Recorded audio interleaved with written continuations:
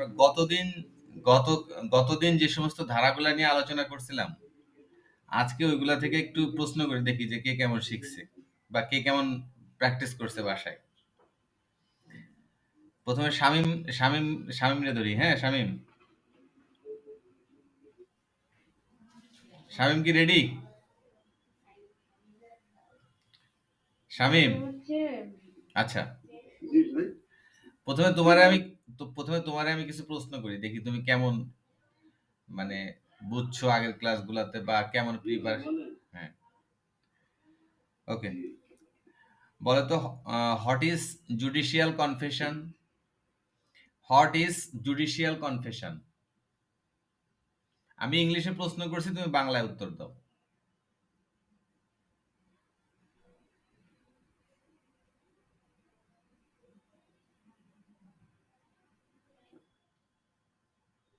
না পারলে দেরি করবে না, 5 বলে দিবা। হ্যাঁ, judicial confession. What is judicial confession?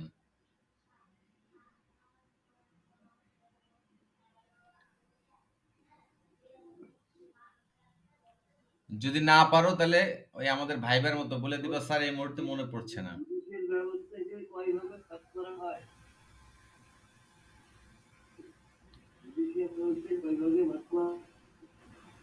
আমি প্রশ্ন করছি judicial, what is judicial confession?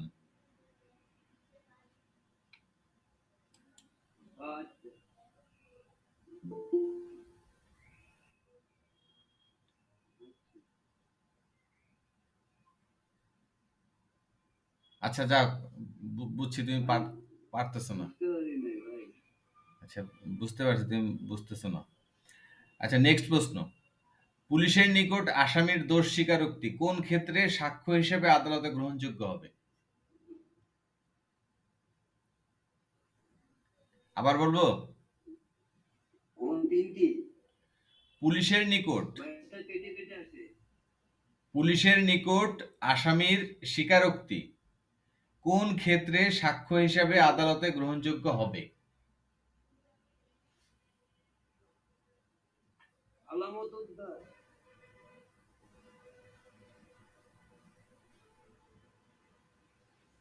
ঠিক আছে, আলামত উদ্ধারের ক্ষেত্রে পারছো এটা।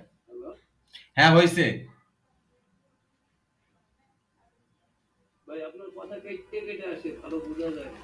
এই ডলি ভাই, আমার কথা কি কেটে কেটে আসতেছে?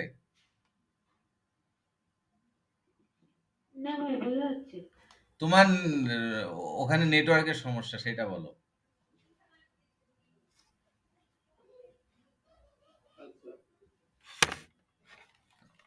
কয় কি ভাই, আপনার কথা কেটে কেটে আসে, সমস্যা তার ওই জায়গায়।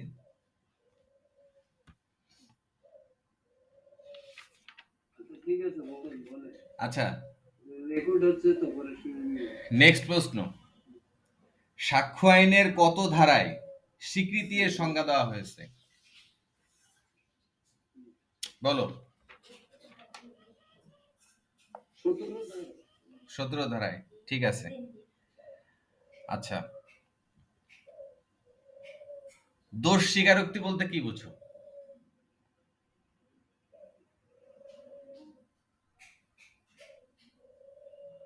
দোষ স্বীকারোক্তি ইংলিশ ওয়ার্ডটা কি হবে? দোষ স্বীকারোক্তির ইংলিশে উচ্চারণটা কি হবে, মানে ইংলিশ স্পেল, মানে ইংলিশটা কি হবে আর কি?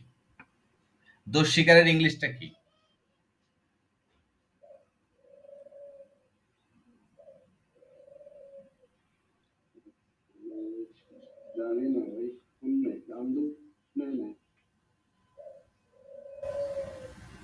আচ্ছা, দোষ স্বীকারের ইংরেজিতে হচ্ছে কনফেশন। এটা তো আমি বলছিলাম, অনেকবার বলছি।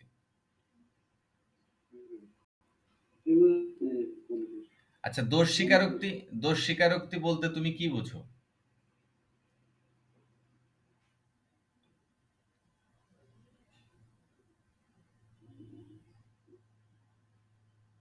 বুঝছি, তোমার সময় শেষ।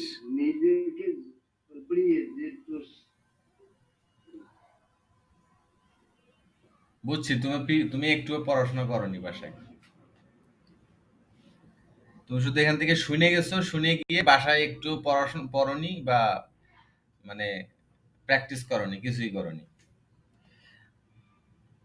আচ্ছা ডলি আপা, আপনার কাছে জিজ্ঞাসা করি, হ্যাঁ,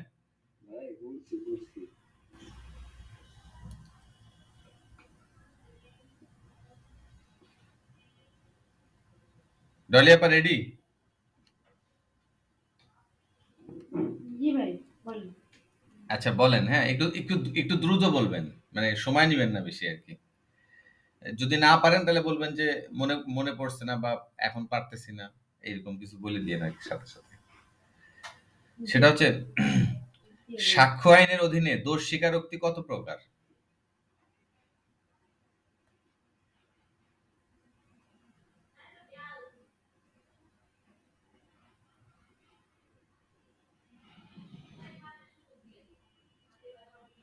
দোষ স্বীকারক দোষ দোষ স্বীকার কয় প্রকার? জুডিশিয়াল কনফেশন এবং দুই প্রকার, দুই প্রকার, হ্যাঁ, কি কি? দুই প্রকার। কি কি? জুডিশিয়াল কনফেশন, নন জুডিশিয়াল কনফেশন। আচ্ছা বাংলায় বলেন তো।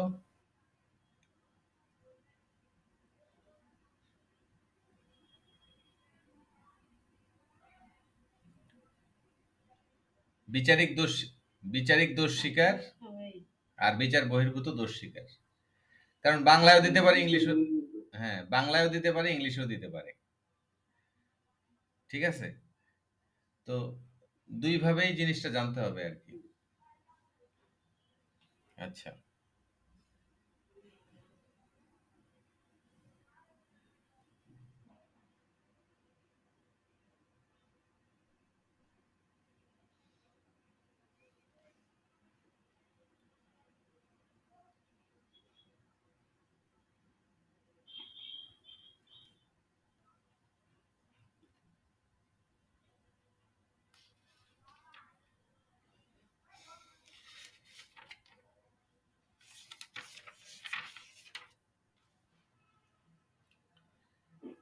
সাক্ষ্য আইনের ৮ ধারায় কোন বিষয়টি আলোচনা করা হয়েছে?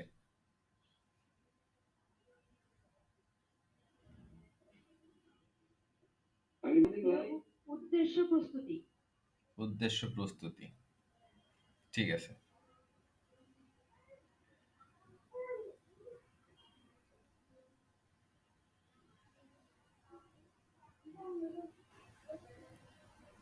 সাক্ষ্য আইনের কত ধারায় অন্যত্র থাকার অজুহাত বা পিলে অফ এলিবি এই কথাটি বলা হয়েছে?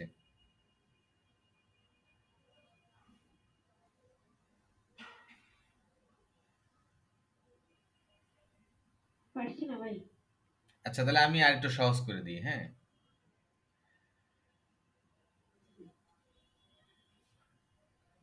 সাক্ষ্য আইনের ১১ ধারায় কি কি বলা আছে বলেন? 11 ধারায় বলা আছে কোনোভাবেই প্রাসঙ্গিক নয়।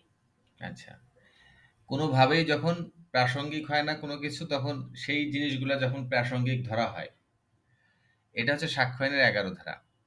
এই সাক্ষ্য আইনের ১১ ধারাই হচ্ছে পিলে অফ এলিবি। পিলে অফ এলিবি মানে হচ্ছে, পিলে অফ এলিবি একটা ল্যাটিন শব্দ, এর বাংলা অর্থ হচ্ছে অন্যত্র থাকার অজুহাত। অন্যত্র থাকার অজুহাত মানে হচ্ছে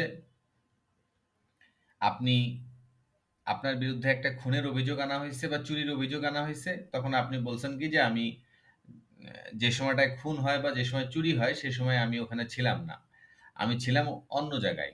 এই যে অন্যত্র থাকার যে অজুহাত দিচ্ছেন আপনি, এটাই হচ্ছে পিলে অফ এলিবি। বোঝা গেছে?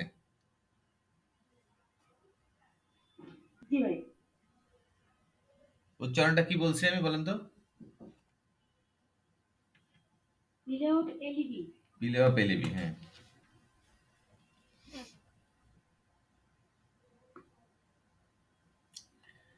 আচ্ছা, সাক্ষ্য আইনের কোন ধারায়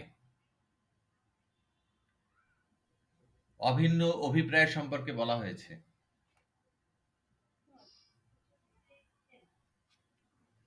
কত ধারায়? 10 ধারা। ১০ ধারায়। 10 ধারা।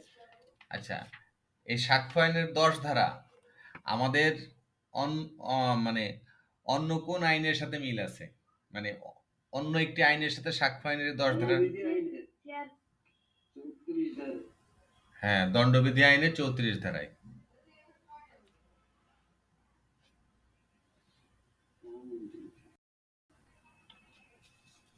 আচ্ছা, যে সকল ঘটনা বিচার্য ঘটনার উপলক্ষ, কারণ বা পরিণাম সেগুলো প্রাসঙ্গিক হবে সাক্ষ্য আইনের কত ধারায় বলা হয়েছে?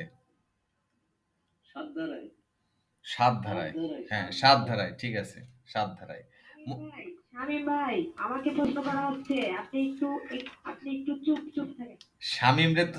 শামীমরে যেগুলো ধরছে সেগুলো তো শামীম বলতে পারে না, এই জন্য শামীম আপনারগুলো বলে দিচ্ছে, সমস্যা নাই।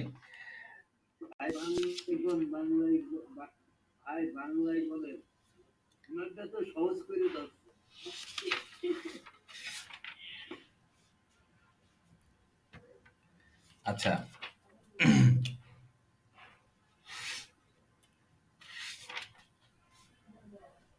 সহজ করে ধরছি না, পরীক্ষায় যে প্রশ্নগুলা আসার মতো সেই প্রশ্নগুলা ধরতেছি।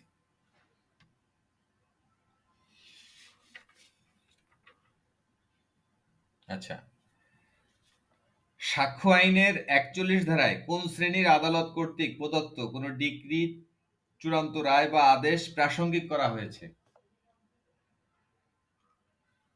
সাক্ষ্য আইনের 41 ধারায় কয় শ্রেণীর আদালত কর্তৃক প্রদত্ত কোন ডিক্রি, চূড়ান্ত রায় বা আদেশ প্রাসঙ্গিক করা হয়েছে?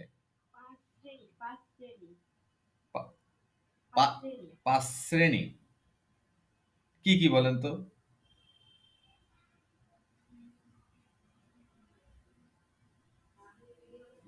আদালতগুলা কি কি বলেন তো? প্রবেট বলেন, প্রবেট, দেউলিয়াত্ব মানে বিবাহ, অগ্রক্রয়, নৌ বিভাগ সংক্রান্ত মামলা।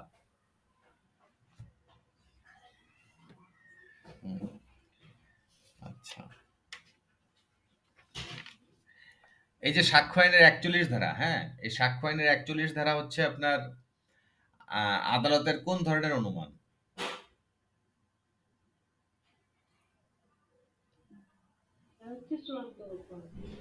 চূড়ান্ত প্রমাণ। চূড়ান্ত প্রমাণ ইংলিশ, হ্যাঁ বাধ্যতামূলক, হ্যাঁ কনক্লুসিভ প্রুফ। আরেকটা ধারা কি আছে যেটা কনক্লুসিভ প্রুফ? 112 ধারা। 112 ধারায় কি বলছে? স্বামী স্ত্রী বিবাহের পর সন্তানের জন্ম হওয়াটাই চূড়ান্ত প্রমাণ। চূড়ান্ত প্রমাণ, আচ্ছা মানে সন্তানের জন্মটাই চূড়ান্ত প্রমাণ। চূড়ান্ত প্রমাণ।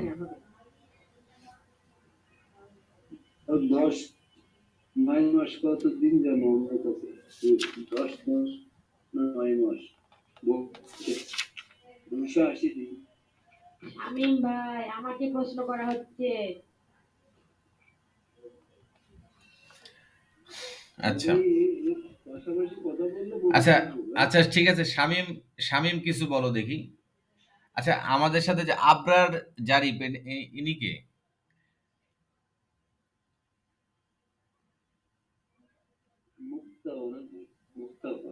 মুক্তাফা। হ্যাঁ মুক্তাফা। ও, আরেকজন ছিল সে তো চলে গেছে দেখতেছি। এই তো আছে আলহামদুলিল্লাহ। ডলিয়া ভাই আপনার সালাম ভাই তো চলে গেছে দেখতেছি।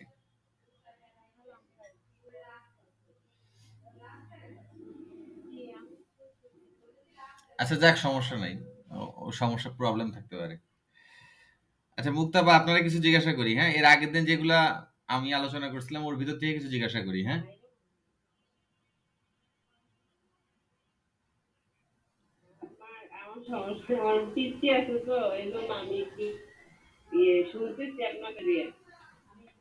আচ্ছা ঠিক আছে শোনেন। আচ্ছা শোনেন, সমস্যা নেই, শামীম বলো, হ্যাঁ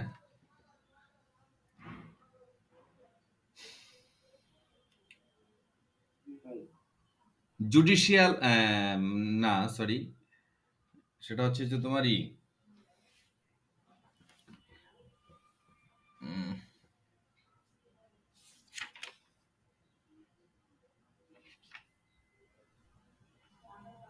জুডিশিয়াল নোটিশ কি?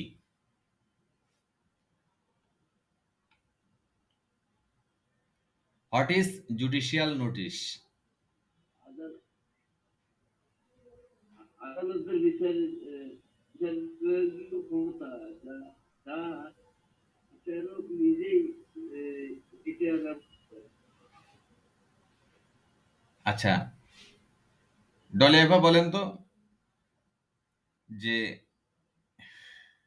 আদালত যখন কোনো বিষয়কে সত্য বলে ধরে নেয়, তা প্রমাণ করার দরকার হয় না।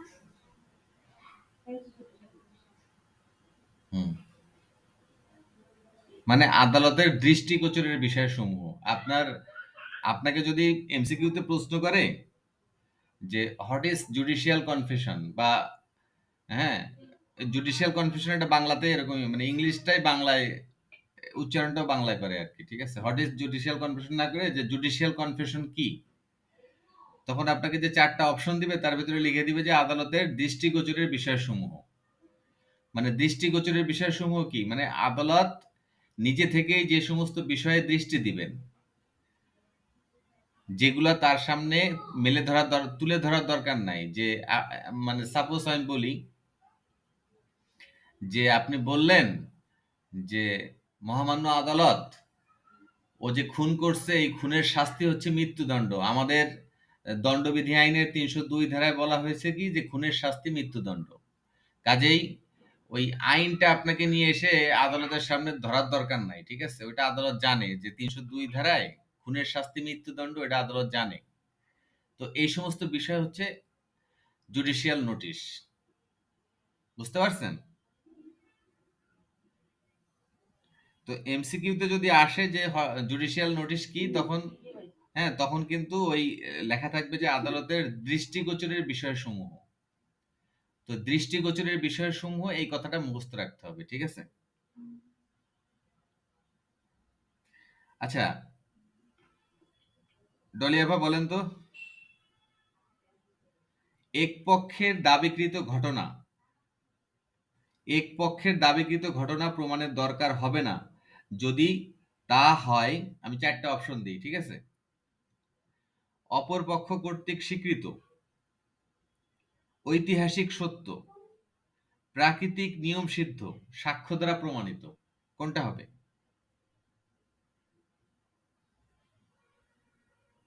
এক নম্বরটা। অপর পক্ষ দ্বারা স্বীকৃত। হ্যাঁ, অপর পক্ষ কর্তৃক স্বীকৃত। কারণ কি বুঝাই দিতে পারবেন?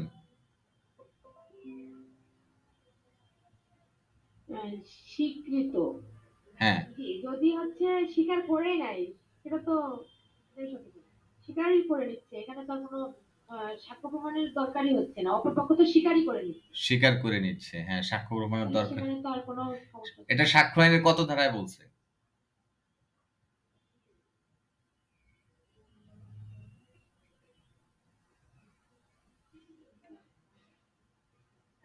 শামীম ভাই বলবে। শামীম বলো, কত কত ধারায় বলছে? বলতে পারবো না নে। কোনো জিনিস যদি মানে মুখস্থ করার দরকার নাই, ঠিক আছে? মুখস্থ ইজ নট রিকোয়ার্ড। কারণ মুখস্থ করলে জিনিসটা, তুমি যে বলছো যে স্বীকৃত, অপর পক্ষ কর্তৃক স্বীকৃত, জিনিসটা ঠিক আছে, কিন্তু তুমি যদি মনে রাখো যে এটা একটা ধারার ভিতরে এটা বলা আছে যে অপর পক্ষ কর্তৃক স্বীকৃত ঘটনা, কি করতে হবে না, প্রমাণের দরকার নাই। এটা হচ্ছে সাক্ষ্য আইনের 58 ধারায় বলছে। 58 ধারায় কি বলছে? 58 ধারায় বলছে যে স্বীকৃতি ঘটনার সমূহ প্রমাণ করার প্রয়োজন নেই। 58 ধারার হেডলাইন হচ্ছে এটা। আর আমাদের প্রশ্নও করছে তাই, যে এক পক্ষ কর্তৃক দাবিকৃত ঘটনা প্রমাণ করার দরকার হবে না যদি তা হয় অপর পক্ষ কর্তৃক স্বীকৃত। আচ্ছা,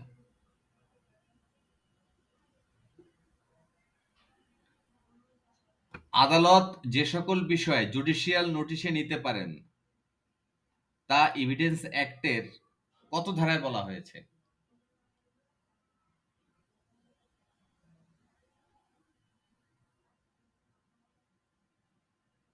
আরেকবার বলেন প্রশ্ন।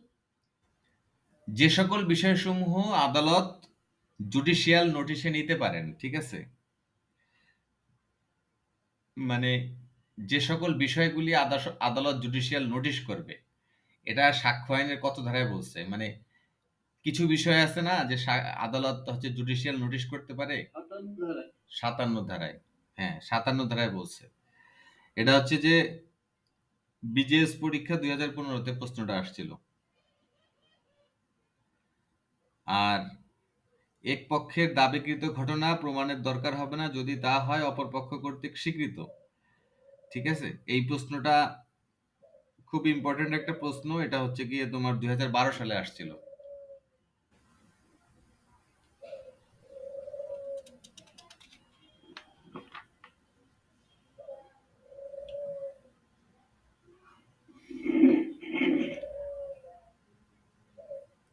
আচ্ছা,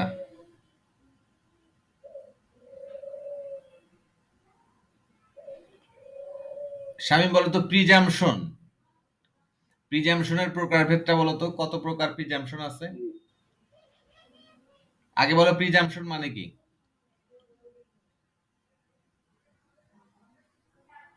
অনুমান। অনুমান। তো ক্লাসিফিকেশন অফ প্রিজাম্পশন বলো তো কি হবে?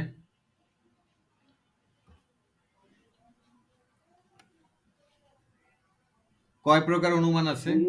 দুই প্রকার। আচ্ছা, দুই প্রকার। কি কি?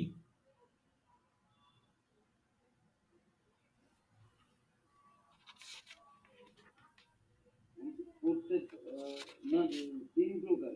অনুমান করতে পারে, অনুমান করবে, আর চূড়ান্ত প্রমাণ। আচ্ছা, ইংলিশে বলো তো।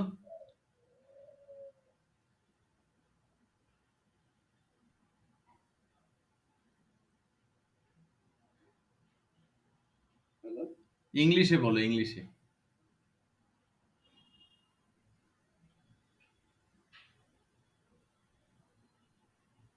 এবারই তো ভাই, অনুমান আমি বলবো ভাই। অনুমান ডিসিশন 2 প্রকার। আইনগত অনুমান, তত্ত্বগত অনুমান। একে আবার 3 ভাবে ভাগ করা হয়।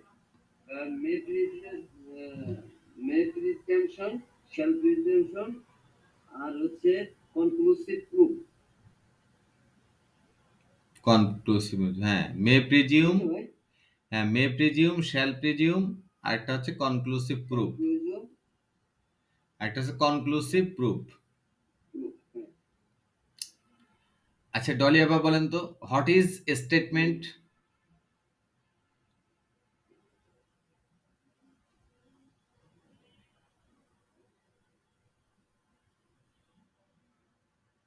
স্টেটমেন্ট হচ্ছে অর্থ হচ্ছে বিবৃতি। কোনো ব্যক্তি বা ব্যক্তিগণের মতামতকে বিবৃতি বলে। বিবৃতি বলে। আচ্ছা, যেমন আমরা ব্যাংক স্টেটমেন্ট তুলি না, ওটাও তো একটা বিবৃতি। ওই যে ট্যাক্স দিতে গেলে ব্যাংক স্টেটমেন্ট লাগে না, ওই স্টেটমেন্টটাও একটা বিবৃতি, ওটা তো লিখিত। আবার মৌখিক ভাবেও বিবৃতি দেওয়া যায়, তার মানে বিবৃতি মৌখিকও হইতে পারে, লিখিতও হইতে পারে। আচ্ছা, শামীম বলো তো, what is admission?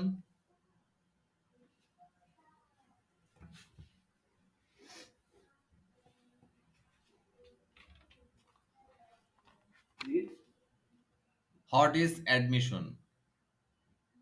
What is called admission? Admission বলতে কি বুঝো?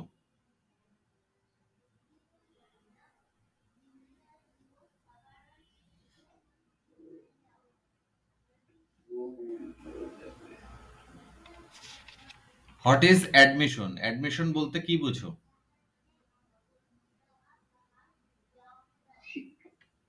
বিবৃতি, অনুমান। অ্যাডমিশন মানে তো বিবৃতি, স্বীকৃতি। স্বীকৃতি, হ্যাঁ। স্বীকৃতি হচ্ছে বিবৃতি যখন কোনো মামলা বিষয়কে আহ, স্বীকৃতি দেয়, তখন তাকে স্বীকৃতি বলে। উদাহরণ দাও তো, এমন একটা স্বীকৃতির উদাহরণ দাও তো।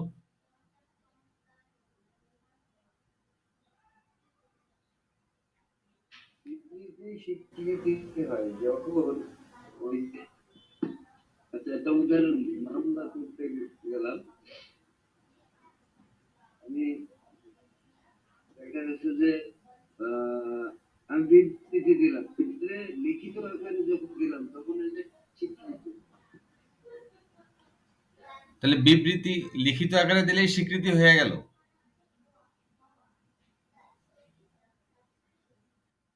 তো বুঝলে ভাই? এর এর আগে তো আমি বলছি যে হোয়াট ইজ স্টেটমেন্ট। স্টেটমেন্ট মানে কি?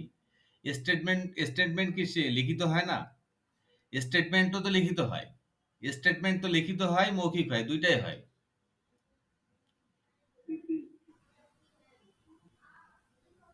না, আমি আমি এর আগের দিন কি বলছিলাম? ডলি আপা বলেন তো কি বলছিলাম এর আগের দিন? বিবৃতি কখন স্বীকৃতি হবে?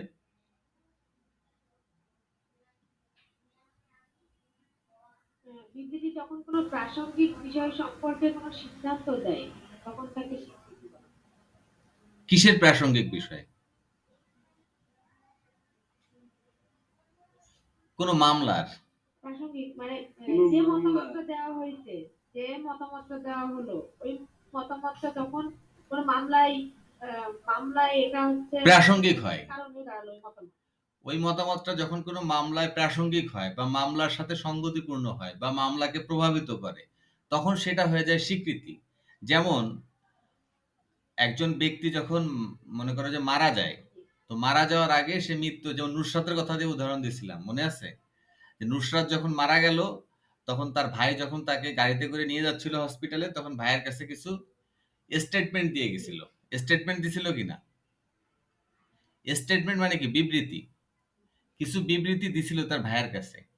তো ওই বিবৃতিটাই যখন সে আদালতে গিয়ে উপস্থাপন করলো ওর ভাই, সেটাই তো হয়ে গেল স্বীকৃতি, তাই না? তোমাদেরকে এত সুন্দর করে উদাহরণ দিয়ে বুঝাই দিলাম, তারপরে বলতে পারতেছো না, এটা কি ঠিক হইলো? আচ্ছা, স্বীকৃতি কখন স্বীকারোক্তি হবে বলেন?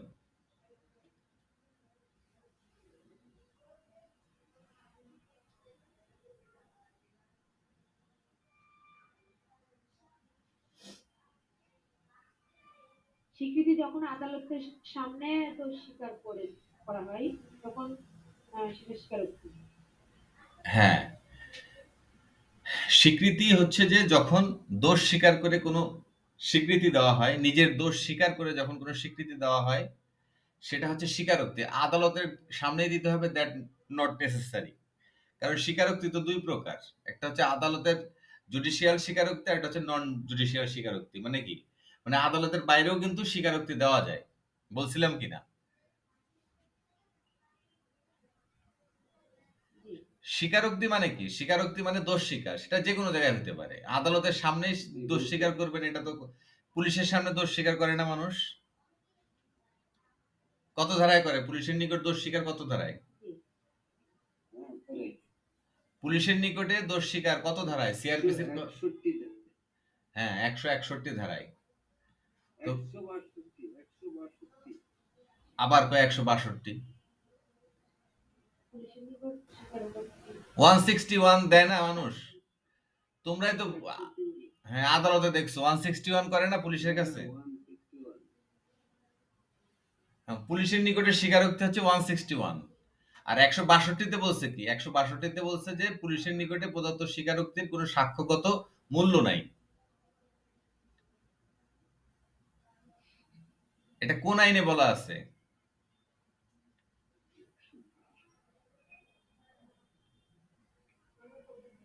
স্বামী কি বই খুঁজতেছো? ফৌজদারি কার্যবিধির 161।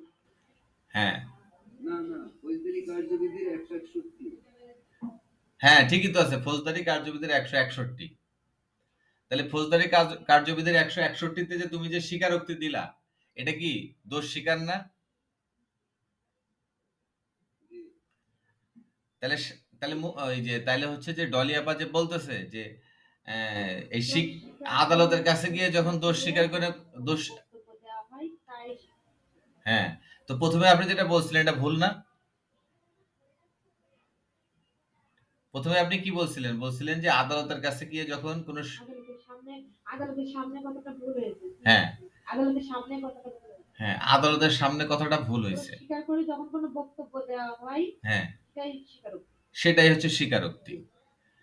তো আমি যদি আপনাকে জিজ্ঞাসা করি যে জুডিশিয়াল কনফেশনটা কি? তখন আপনি বলবেন যে আদালতের সামনে গিয়ে যখন দোষ স্বীকার করা হয়। ঠিক আছে? জুডিশিয়াল কনফেশনটা কি? তাহলে বলেন দেখি।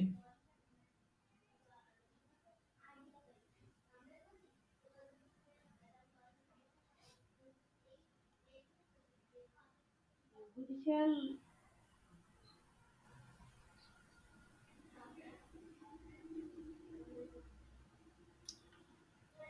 একটু আগেই তো বললেন যে আদালতের সামনে গিয়ে যখন দোষ স্বীকার করে কোনো বক্তব্য দেওয়া হয় সেটাই হচ্ছে জুডিশিয়াল কনফেশন।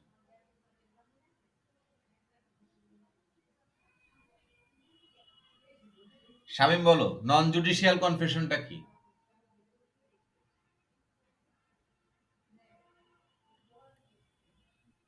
নন জুডিশিয়াল মানে বিচার বহির্ভূত দোষ স্বীকার। হ্যাঁ, যে কোনো জায়গায় যে কোনো মুহূর্তে দোষ স্বীকার করা হয়। যেমন উদাহরণ দাও তো, উদাহরণ দাও তো।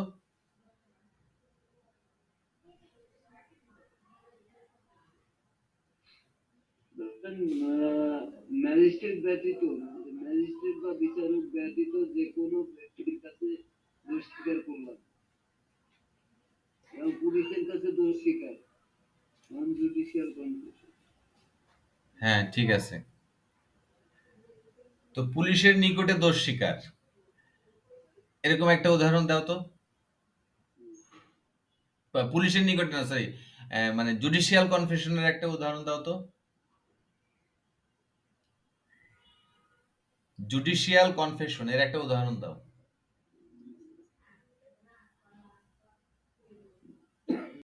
ম্যাজিস্ট্রেট বা বিচারকের বাইরে যে কোনো ব্যক্তির কাছে দোষ স্বীকার করলাম, হ্যাঁ, সেটা কি? অপরাধ করছি। হ্যাঁ, সেটা কি? সেটা কোন ধরনের দোষ স্বীকার? সেটা কোন ধরনের দোষ স্বীকার? নন জুডিশিয়াল কনফেশন। হ্যাঁ, ঠিক আছে। আমি জিজ্ঞেস করছি জুডিশিয়াল কনফেশন কি? জুডিশিয়াল কনফেশনের উদাহরণটা কি? ও আচ্ছা, জুডিশিয়াল কনফেশন ওই যে বিচারক, জুডিশিয়াল কনফেশনের উদাহরণ হচ্ছে আমি অপরাধ করছি, আমি স্বীকার করে নিলাম। হ্যাঁ, হ্যাঁ, বিচারক আমাদের জিজ্ঞেস করলো যে এটা কি আপনি করছেন, একটা মার্ডার করা বা চুরি করা ডাকাতি করা, হ্যাঁ আমি করছি, এটা যে আমি স্বেচ্ছায় স্বীকার করে নিলাম, এটাই জুডিশিয়াল কনফেশন। হ্যাঁ, এটা কত ধারায় বলা আছে সিআরপিসির?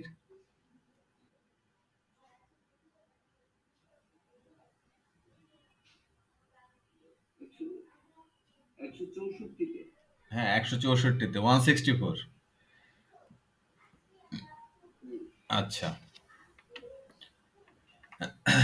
তাহলে মোটামুটি হচ্ছে যে সাক্ষ্য আইনের আমরা কি কি জিনিস তাহলে আহ, পড়লাম সাক্ষ্য আইনে।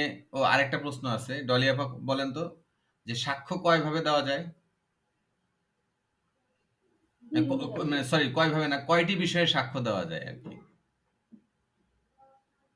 দুইটি বিষয় কি কি?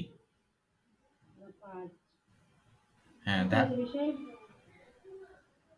প্রাসঙ্গিক বিষয়। বিচার্য বিষয়, প্রাসঙ্গিক বিষয়। শামীম বলো তো, বিচার্য বিষয় ইংলিশ কি?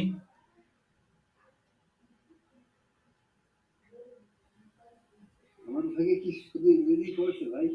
আমি বলি fact in issue. Fact in issue. আর হ্যাঁ, রিলিভেন্ট বিষয়, রিলেভেন্ট ফ্যাক্ট। হ্যাঁ। হ্যাঁ, রিলিভেন্ট ফ্যাক্ট আর ফ্যাক্ট। তো তুমি বলো যে রিলেভেন্ট ফ্যাক্টটা কি জিনিস? তুমি বলো রিলেভেন্ট ফ্যাক্টটা কি জিনিস?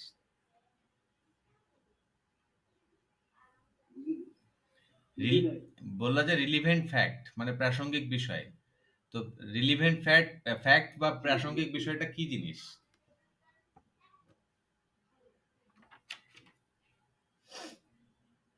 প্রাসঙ্গিক বিষয় মানে প্রাসঙ্গিক বিষয় বলতে কি বোঝায়?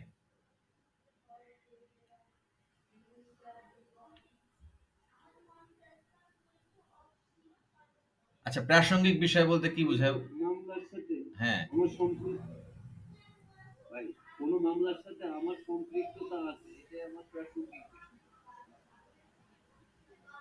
কোনো মামলার সাথে তোমার ওই মামলার সাথে আনুষঙ্গিক যা কাহিনী ঘটনা ঘটেছে, হ্যাঁ, যেমন দেখা যাচ্ছে যে একটা হত্যা করতে গিয়ে হত্যার অস্ত্রটা কোথা থেকে নিয়েছি, বা হচ্ছে আমি আহ, কোথায় এটা আলোচনা করেছি, বা হচ্ছে কি কি হত্যার জন্য নেওয়া হলো, কোথায় হত্যা করা হবে, পরিকল্পনা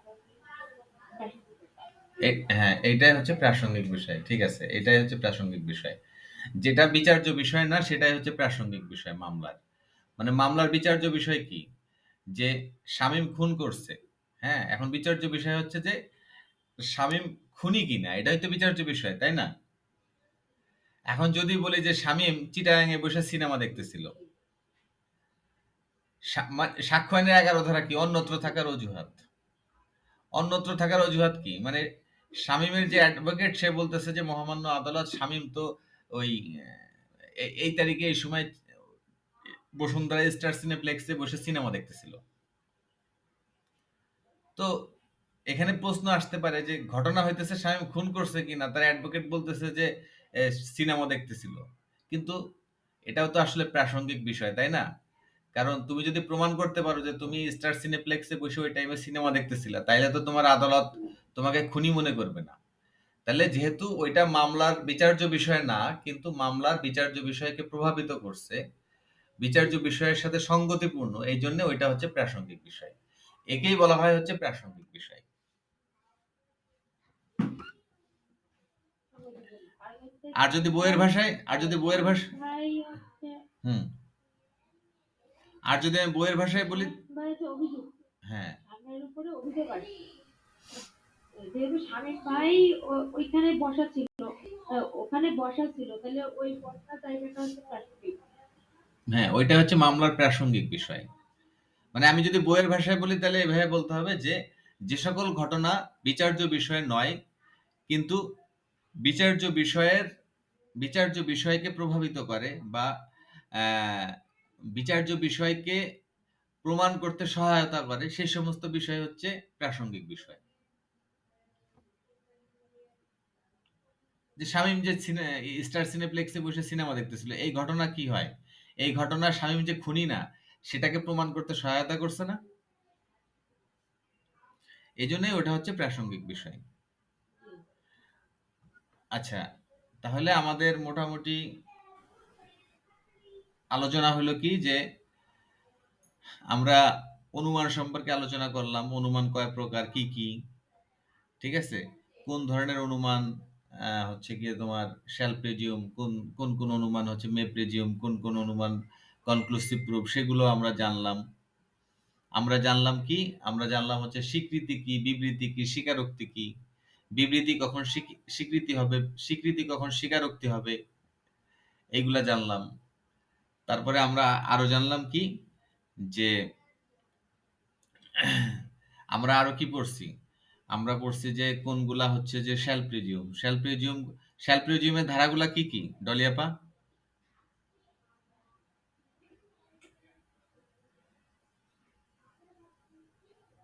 মনে নাই, খাতা বের করতেছে, শব্দ পাওয়া যাচ্ছে। ওই শামীম বলো তো, মে প্রিজিউমের ধারাগুলা কি কি?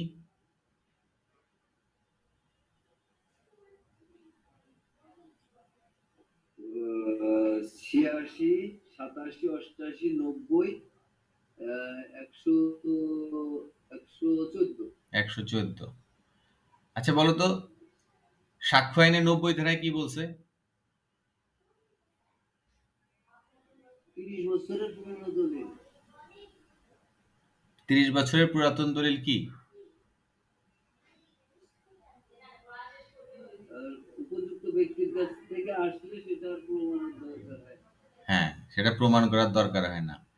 এটা হচ্ছে গিয়ে যে শ্যাল যে প্রিজিউম। বলতে পারে এটা হ্যাঁ, সঠিক। এটা হচ্ছে শ্যাল প্রিজিউম। আর ডলিয়াপা বলেন তো ৭৯ ধারায় কি বলছে?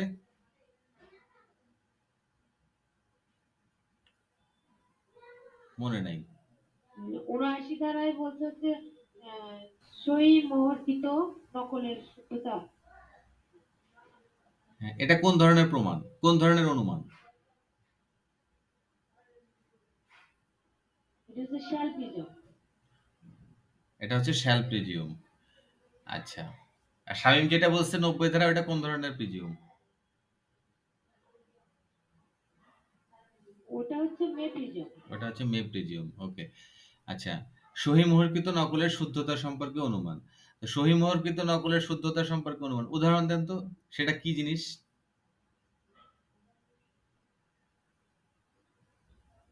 একটা মামলা রায়ের সার্টিফাইড কপি হতে পারে।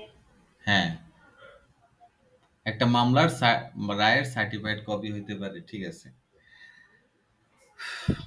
তো এই হচ্ছে কি অনুমান। অনুমান আমরা পড়লাম। সাক্ষ্য, কয়টি বিষয়ে সাক্ষ্য দেওয়া যায় সেটা জানলাম। তারপরে কিছু সংজ্ঞা পড়ছি। তারপরে হচ্ছে প্রাথমিক কিছু বিষয় পড়ছি সাক্ষ্য আইনে। তারপরে হচ্ছে আর কি পড়ছি, যে সাক্ষ্য আইনের 24 ধারা থেকে 28 ধারা, তাই না? যে 24 ধারায় কি বলছে, সাক্ষ্য আইনের 24 ধারায় কি বলছে শামীম? প্রলোভন, ওই লোক প্রলোভন, দেখিয়ে ভয়ভীতি, স্বীকারোক্তি দেওয়া। ভীতি প্রদর্শন দেখিয়ে স্বীকারোক্তি আদায় করা। হ্যাঁ, স্বীকারোক্তি আদায় করা।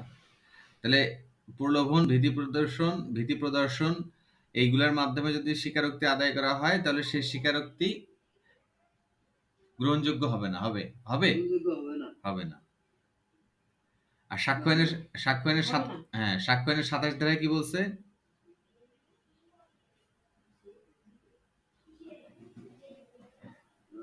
ওই যে আলামত উদ্ধারের ক্ষেত্রে, হুম, আলামত উদ্ধারের ক্ষেত্রে। আলামত উদ্ধারের ক্ষেত্রে প্রাসঙ্গিক হবে। হ্যাঁ, প্রাসঙ্গিক, মানে পুলিশের নিকটে যদি স্বীকারোক্তি দেওয়া হয়, তাহলে কখন প্রাসঙ্গিক হবে? আলামত উদ্ধারের ক্ষেত্রে।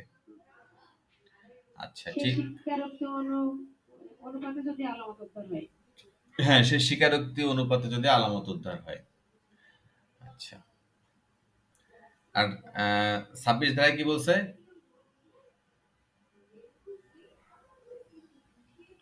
যদি ম্যাজিস্ট্রেট থাকে। 20 থেকে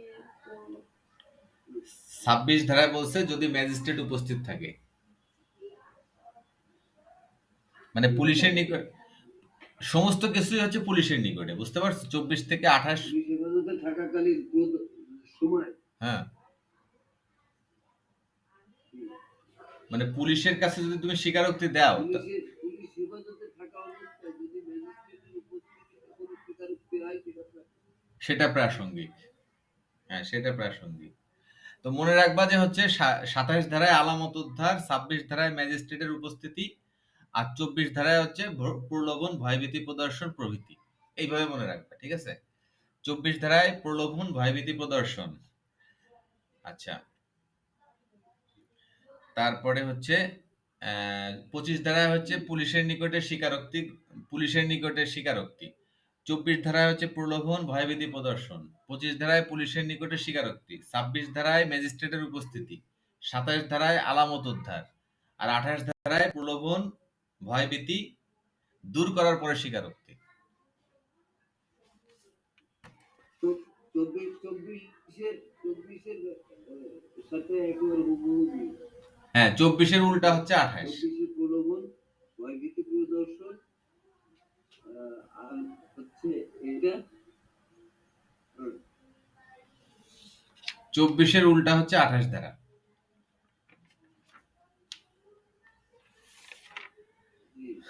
আচ্ছা, আজকে আমি 40 ধারা নিয়ে একটু বলি, ঠিক আছে? 40 ধারাটা কি? 40 ধারা হচ্ছে যে দ্বিতীয় মামলা নিষিদ্ধ করার জন্য। হ্যাঁ, হ্যাঁ, রেজ জুডিকাটা। তো রেজ ছোট জুডিকাটা, মামলার রায় দেয়। হ্যাঁ, রেজ জুডিকাটা তো হচ্ছে যে তোমার দেওয়ানি কার্যবিধির 11 ধারাতে রেজ জুডিকাটা, কিন্তু রেজ জুডিকাটার মতন একটা বিষয়, কিন্তু এটা তো রেজ জুডিকাটা না। এটা হচ্ছে দ্বিতীয় মামলার বিচার নিষিদ্ধ করার জন্য পূর্ববর্তী মামলার রায় যখন প্রাসঙ্গিক। মানে শামীম আর তার ওয়াইফের বিরুদ্ধে একটা বিবাহ বিচ্ছেদের মামলা চলতেছে, অলরেডি চলতেছে ঝিনাইদহ কোর্টে। সরি, ঝিনাইদহ কোর্টে চলতেছে না, মানে শামীমার ওয়াইফের ভিতরে একটা বিবাহ বিচ্ছেদের মামলা হয়েছিল ঝিনাইদহ কোর্টে। তো সেই মামলায় আদালত রায়ও দিছে যে তাদের ভিতরে বিবাহ বিচ্ছেদ হয়ে গেছে। তো পরবর্তীতে ওই একই বিষয় নিয়ে শামীম কিন্তু ওই মামলায় কোনো আপিল টাপিল কিছুই করেনি, রায় মেনে নিছে। তো পরবর্তীতে একই বিষয় নিয়ে শামীম করলো কি, যে অন্য একটা আদালতে গেল, দেখা যাচ্ছে যশোরে গেল, যশোরে গিয়ে সে ওই সেম একটি মামলার মানে বিবাহ বিচ্ছেদের ওই সেম মামলাটাই আবার ওই যশোর কোর্টে গিয়ে করলো, যশোরের পারিবারিক আদালতে গিয়ে করলো।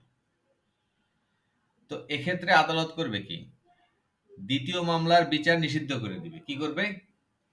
দ্বিতীয় মামলার বিচারটা নিষিদ্ধ করে দেবে, আর প্রথম মামলার বিচারটাকে সে প্রাসঙ্গিক রাখবে আর কি।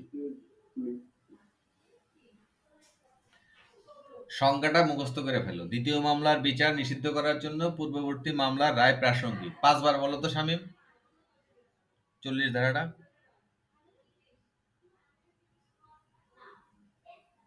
দ্বিতীয় মামলার বিচার মামলার জন্য প্রাসঙ্গিক। বলো, আমার সাথে বলো, আমার সাথে বলো, দ্বিতীয় মামলার বিচার নিষিদ্ধ, দ্বিতীয় মামলার বিচার নিষিদ্ধ করার জন্য, বলো আমার সাথে বলো।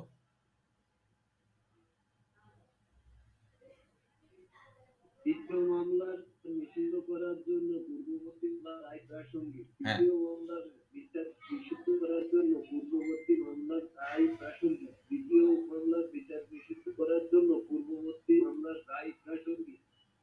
দ্বিতীয় মামলার বিচার নিষিদ্ধ করার জন্য পূর্ববর্তী মামলার রায় প্রাসঙ্গিক। হ্যাঁ, 5 বার হয়েছে। আচ্ছা, হ্যাঁ ঠিক আছে, এটা মুখস্থ করতে হবে, ঠিক আছে, জিনিসটা মুখস্থ করতে হবে, কারণ এখান থেকে এমসিকিউতে প্রশ্ন আসবে। মানে দ্বিতীয় মামলার বিচার নিষিদ্ধ করার জন্য পূর্ববর্তী মামলার রায় কি হবে, এইভাবে প্রশ্ন আসবে। তখন 4টা অপশন দিবে, তার মধ্যে একটা থাকবে হচ্ছে প্রাসঙ্গিক। হ্যাঁ,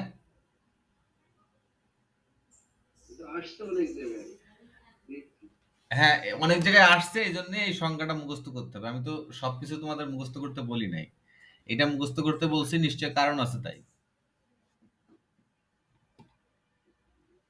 ঠিক আছে, আবার এরকম ভাবে আসতে পারে প্রশ্নটা, যে দ্বিতীয় মামলার বিচার নিষিদ্ধ করার জন্য পূর্ববর্তী মামলার রায় প্রাসঙ্গিক, এটা সাক্ষ্য আইনের কোথায় বলা আছে?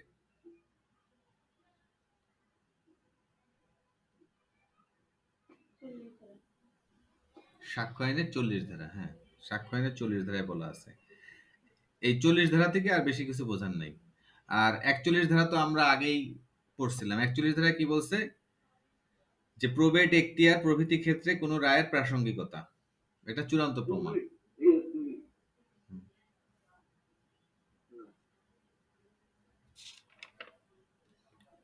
আচ্ছা, এখন সাক্ষ্য আইনের 45 ধারা থেকে 50 ধারায় কিছু বিষয় আলোচনা করা আছে, সেটা হচ্ছে কি,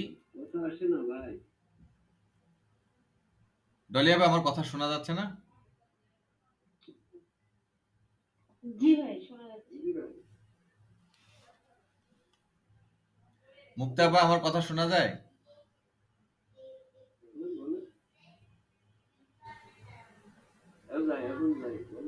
আচ্ছা, সাক্ষ্য আইনের, হ্যাঁ, সাক্ষ্য আইনের 45 থেকে 50 ধারায় বলা হয়েছে কি, কে বলতে পারবা 45 থেকে 50 ধারায় কি বিষয়ে বলা হয়েছে?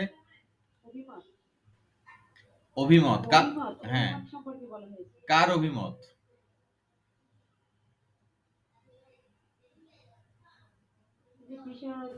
বিশারদদের অভিমত না, বিশারদদের অভিমত না, শুনেন, বিশারদদের অভিমত না, বিশেষজ্ঞের অভিমত। হ্যাঁ, বিশেষজ্ঞের মানে তৃতীয় পক্ষের অভিমত, সরাসরি তৃতীয় পক্ষের, তো ওই যে চেয়ারের ওইটা কিসের উপর? তৃতীয় পক্ষের অভিমত সম্পর্কে সাক্ষ্য আইনের কত ধারা থেকে কত ধারায় বলা হয়েছে, তাহলে কি বলবেন?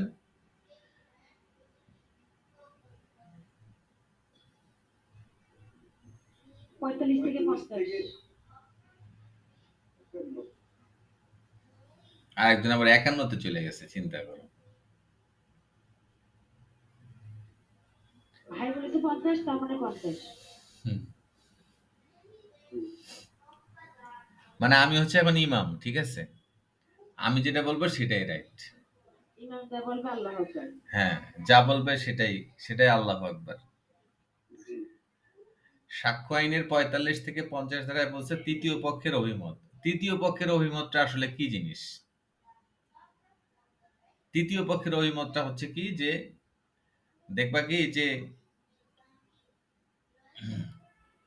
শামীম বলল কি যে এই ডলি হচ্ছে কি যে আমার কাছে এরকম একটা চিঠি লেখছে আর কি, ঠিক আছে। ডলি যে চিঠিটা লেখছে, সে চিঠিটা লেখছে হচ্ছে হিব্রু ভাষায়। তো আদালত তো আসলে হিব্রু ভাষা বোঝে না। তো আদালত বলল কি যে হিব্রু ভাষা কে বোঝে, এমন একজন বিশেষজ্ঞরে ডাকো।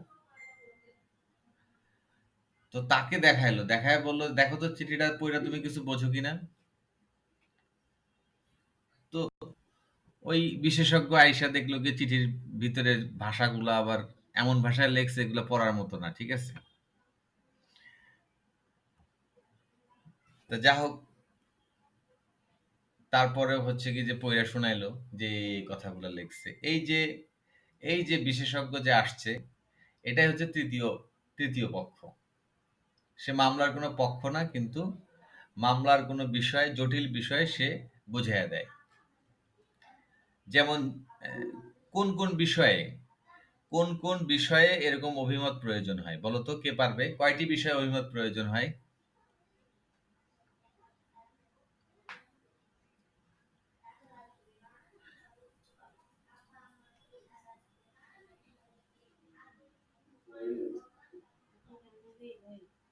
আচ্ছা, সাক্ষ্য আইনের এই বিশেষজ্ঞের অভিমত প্রয়োজন হয় 5টি ক্ষেত্রে। কয়টি ক্ষেত্রে লেখেন? 5টি ক্ষেত্রে বিশেষজ্ঞের অভিমত প্রয়োজন হয়, 5টি ক্ষেত্রে।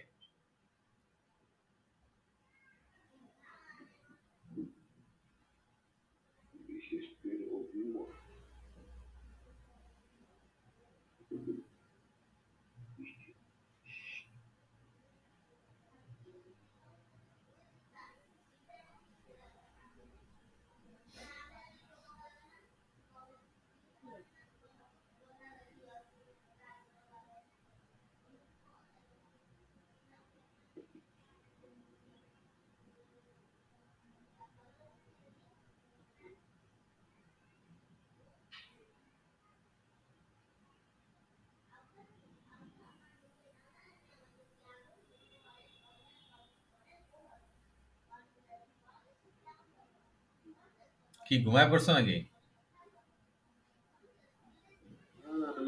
5টি ক্ষেত্রে ভাই শেষ। হ্যাঁ, তা উত্তর করতে হবে তো, লেখা হয়েছে এটা বলতে হবে না? বিশেষজ্ঞের অভিমত প্রয়োজন হয় 5টি ক্ষেত্রে। 1 নম্বর হচ্ছে বিদেশি আইন। হ্যাঁ, 1 নম্বর হচ্ছে বিদেশি আইন। লেখা হলে রেসপন্স করবা। জি ভাই। আচ্ছা, 2 নম্বরে হচ্ছে বিজ্ঞান। জি লেখা হয়েছে। হ্যাঁ, বিদেশি আইন 2 নম্বরে বিজ্ঞান। 3 নম্বরে চারুকলা।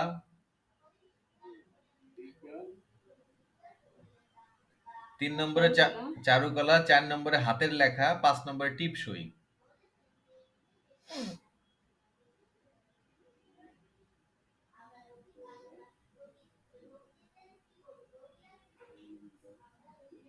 টিপসই। হুম। জি ভাই। আচ্ছা, বিশেষজ্ঞের অভিমত সম্পর্কে সাক্ষ্য আইনের কত ধারায় বলা হয়েছে বলেন? বিশেষজ্ঞের অভিমত 45 ধারা। 45 ধারা। লেখেন বিশেষজ্ঞের অভিমত, যেটা আমি এতক্ষণ যে কথাটা বলছি যে বিশেষজ্ঞের অভিমত প্রয়োজন হয় 5টি ক্ষেত্রে, এটা ধারা হচ্ছে 45।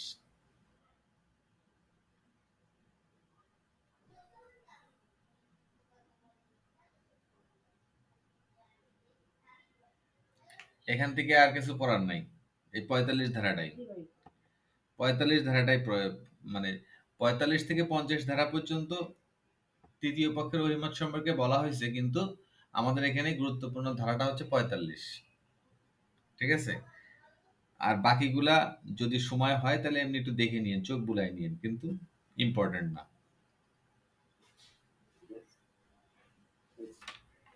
ঠিক আছে? তাহলে 45 ধারা আর আর হচ্ছে আপনার বাকি আছে কি? ও, দুইটা গুরুত্বপূর্ণ ধারা বাকি আছে।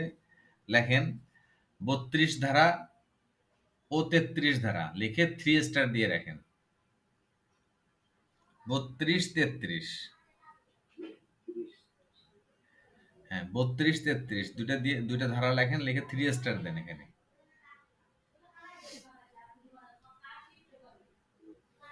আচ্ছা, 32 ধারায় কি বলছে? 32 ধারায় বলছে যে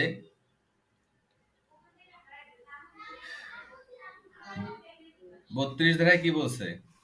কে বলতে পারবে? বলেন। তুমি তোমরা কে বলতে পারবা? বলেন তো, 32 এই যে আহ, 6 ধারার ব্যতিক্রম মৃত্যুকালীন ঘোষণা, মৃত্যুকালীন ঘোষণা, মৃত্যুকালীন ঘোষণা, আর হচ্ছে খুঁজে পাওয়া যায় না এমন ব্যক্তি, এদেরকে থাকতে গেলে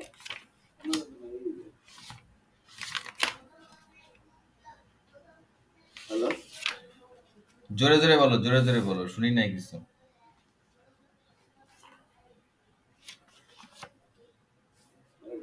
ধারায় বলছে যে আপনার যাদেরকে খুঁজে পাওয়া যায় যাবে না, তাদেরকে সাক্ষ্য হিসেবে নিয়ে আসা যাবে না, মৃত্যুকালীন ঘোষণা। 32 33 60 6 এটা সব রেস্ট্রিক্ট নীতি। আচ্ছা, তার আগে বলো যে সাক্ষ্য আইনের 60 ধারায় কি বলছে?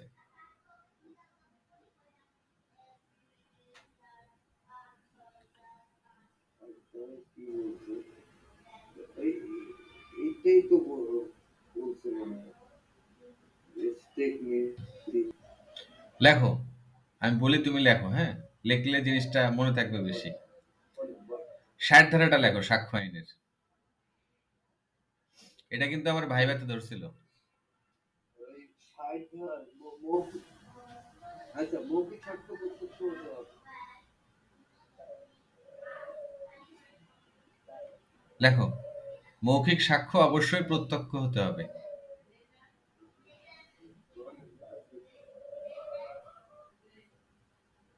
লেখা হইলে বলবো লেখা হয়েছে। বলেন। জি জি বলেন। আচ্ছা, আপনি বলেন। মৌখিক সাক্ষ্য অবশ্যই প্রত্যক্ষ হতে হবে, বললাম তো মৌখিক সাক্ষ্য অবশ্যই প্রত্যক্ষ হতে হবে।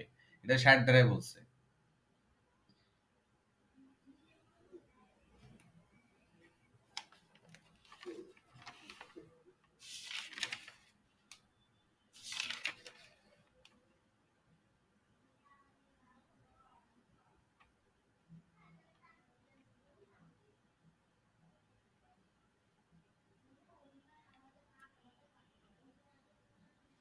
লিখেছি ভাই। এটার ইংলিশটা লেখো, এটার ইংলিশটা লেখো। ইংলিশ মৌখিক সাক্ষ্য ইংরেজি কি?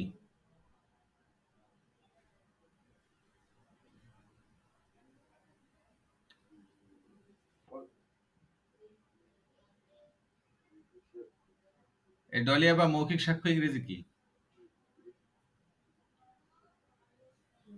ভাই ওরাল এভিডেন্স।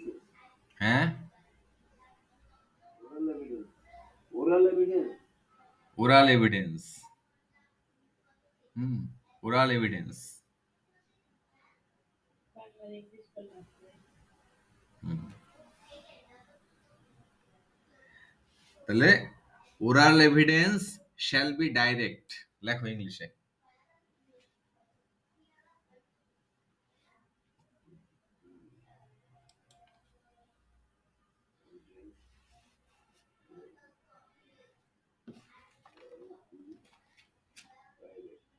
হুম, বুঝতে পারছো বাংলা আর ইংলিশটা কি?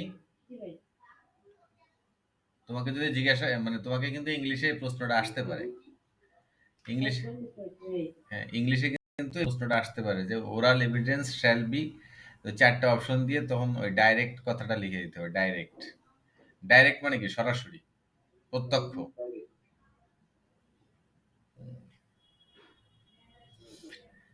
কথাটার অর্থ কি? কথাটা এই কথা, হ্যাঁ এই কথাটার অর্থ হচ্ছে যে যে শামীম আইসা বলতেছে কি যে ইমরান ভাই জানেন আজকে একটা বিশাল ঘটনা ঘটছে। কি ঘটনা ঘটছে? ডলির সাথে তো ডলির স্বামীর ডিভোর্স হয়ে গেছে। ডলি আবার কিছু মনে করেন না, হ্যাঁ।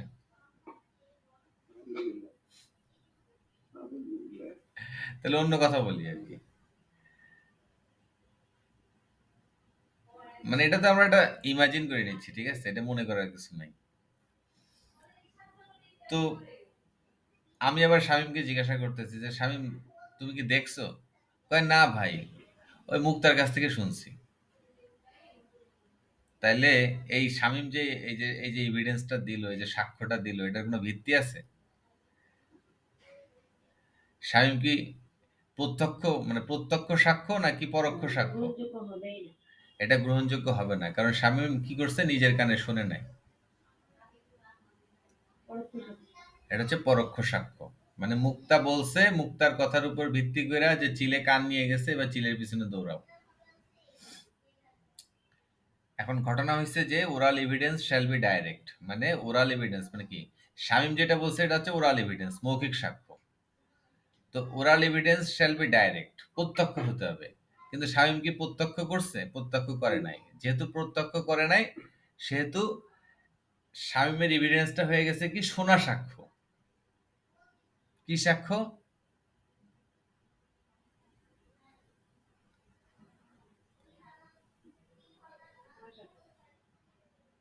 শোনা সাক্ষ্য। আপনারা জোরে বলতেছেন না কেন? গলা তো শুকাইছে আমার। শোনা সাক্ষ্য। শোনা সাক্ষ্য। তাহলে আহ, এই যে ওরাল এভিডেন্স মানে কি, মৌখিক সাক্ষ্যর বিপরীত কি?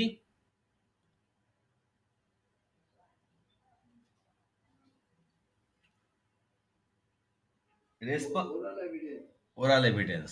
ওরাল এভিডেন্সের বিপরীতটা কি আমি সেটা জিজ্ঞেস করছি। মৌখিক সাক্ষ্যের বিপরীত, মৌখিক সাক্ষ্য। মৌখিক সাক্ষ্যের বিপরীত কি? মৌখিক সাক্ষ্যের বিপরীত হচ্ছে এই যে শোনা সাক্ষ্য। Oral evidence. সাক্ষ্য তো প্রত্যক্ষ, হচ্ছে পরোক্ষ সাক্ষ্য। বিপরীত হচ্ছে পরোক্ষ। হ্যাঁ, পরোক্ষ সাক্ষ্য। পরোক্ষ সাক্ষ্যটা মানে কি? মানে শোনা সাক্ষ্য, অন্যের কাছ থেকে শুনছে সে। অন্যের কাছ থেকে শোনা। হ্যাঁ, শোনা সাক্ষ্য। মৌখিক সাক্ষ্যের বিপরীত সাক্ষ্য হচ্ছে শোনা সাক্ষ্য। তো শোনা সাক্ষ্য ইংরেজি কি? শোনা লেখেন, হিয়ারসি এভিডেন্স। লেখেন শোনা সাক্ষ্যের ইংলিশ হচ্ছে হিয়ারসি এভিডেন্স। হিয়ারসি বানানটা লেখেন HEARSAY, হিয়ারসে, হিয়ারসে এভিডেন্স। হুম, জি। তাহলে ওরাল এভিডেন্সের বিপরীত শব্দ কি?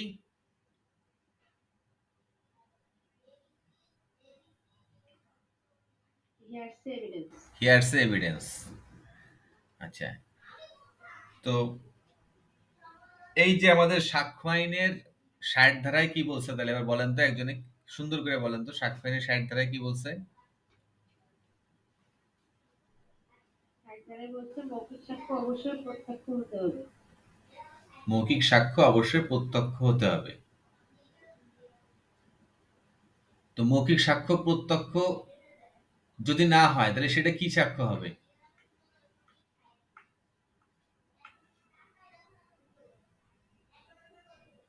সেটা হবে সোনা সাক্ষ্য, হ্যাঁ, সেটা হবে সোনা সাক্ষ্য। পরোক্ষ। পরোক্ষ সাক্ষ্য বা সোনা সাক্ষ্য। পরোক্ষ সাক্ষ্য বলার দরকার নাই, কারণ আমাদের বইয়ের সাথে মিল রেখে আমাদের মনে রাখতে হবে সোনা সাক্ষ্য, বা ইংলিশটা হচ্ছে হিয়ারসে এভিডেন্স। আচ্ছা, তাইলে আমি ৬০ ধারাটা আলোচনা করলাম এই কারণে, আমি ৩২ আর ৩৩ ধারা পড়াইতেছিলাম। তো ৩২ আর ৩৩ ধারায় আসলে আমাদেরকে এই সোনা সাক্ষ্য সম্পর্কে বলছে। কি সাক্ষ্য সম্পর্কে বলছে? সোনা সাক্ষ্য।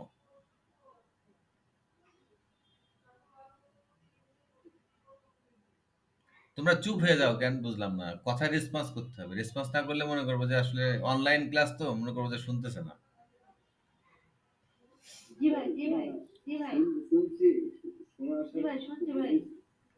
হ্যাঁ, তাহলে সাক্ষ্য আইনের ৬০ ধারার ব্যতিক্রম হচ্ছে, শোনা সাক্ষ্য করছি তো এই জন্য হ্যাঁ, শুনছি। তাহলে সাক্ষ্য আইনের ৬০ ধারার ব্যতিক্রম হচ্ছে ৩২ ধারা আর ৩৩ ধারা। সোজা কথা। সাক্ষ্য আইনের ৬০ ধারার ব্যতিক্রম কত ধারা কত ধারা?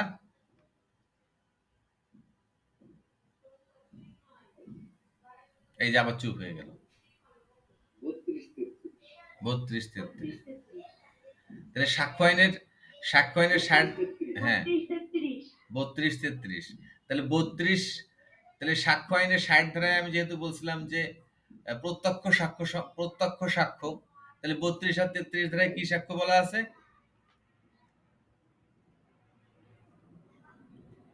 সোনা সাক্ষ্য।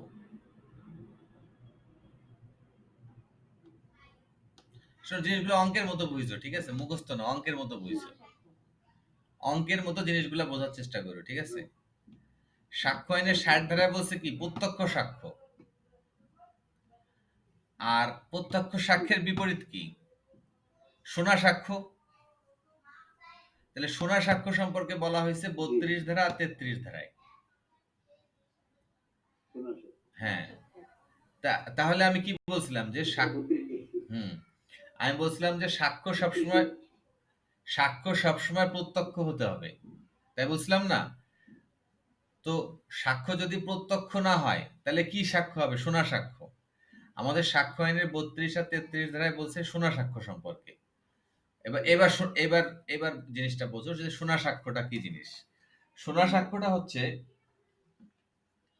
যে যখন কোনো ব্যক্তিকে খুঁজে পাওয়া যায় না, ঠিক আছে? যখন কোনো ব্যক্তি মৃত, যখন কোনো ব্যক্তি সাক্ষ্য দিতে অক্ষম,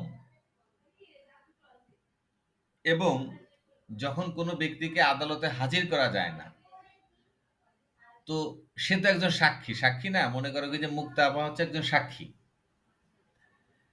রেসপন্স করো, ঠিক আছে? মুক্তা আপা একজন সাক্ষী। সে দেখছে যে শামীম, হ্যাঁ মুক্তা আপা একজন সাক্ষী, সে দেখছে যে শামীম ডলিকে হত্যা করছে, তাই না? সে প্রত্যক্ষ সাক্ষী না? সে নিজের চোখে দেখছে না? তো দেখছে, কিন্তু ও যে দেখছে শামীমকে যে খুন করতে দেখছে, এটা তো তাকে আদালতে এসে বলতে হবে, তাই না? তো সে আদালতে আসতে পারতেছে না, সে হচ্ছে প্রেগনেন্ট। এমত অবস্থায় সে আদালত তাহলে কি করবে? তার সাক্ষ্য নিবে না?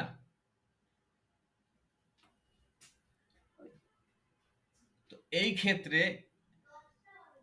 ক্ষেত্রে মুক্তার হাজবেন্ড আদালতে এসে সাক্ষ্য দিবে যে আমার ওয়াইফ শামীমকে খুন করতে দেখছে। সে আসতে পারতেছে না কারণ সে হচ্ছে কি প্রেগনেন্ট, খুব অসুস্থ। সে আমাকে বলছে কি তুমি গিয়ে আদালতে সাক্ষীটা দিয়ে আসো। আমি তার পক্ষ থেকে আদালতে সাক্ষ্য দিলাম। এই যে সাক্ষ্যটা, এটা হচ্ছে কি? তাহলে মুক্তার হাজবেন্ড এখানে যে সাক্ষ্য দিল, এটা কি সাক্ষ্য? শোনা সাক্ষ্য। এটা হচ্ছে সোনা সাক্ষ্য, কারণ সে মুক্তার কাছ থেকে শোনা শুনে, সাক্ষ্য। হ্যাঁ সে মুক্তার কাছ থেকে শুনে আদালতে গিয়ে সাক্ষ্য দিছে। এই ক্ষেত্রে আদালত এই সোনা সাক্ষ্য গ্রহণ করবে, ঠিক আছে? আবার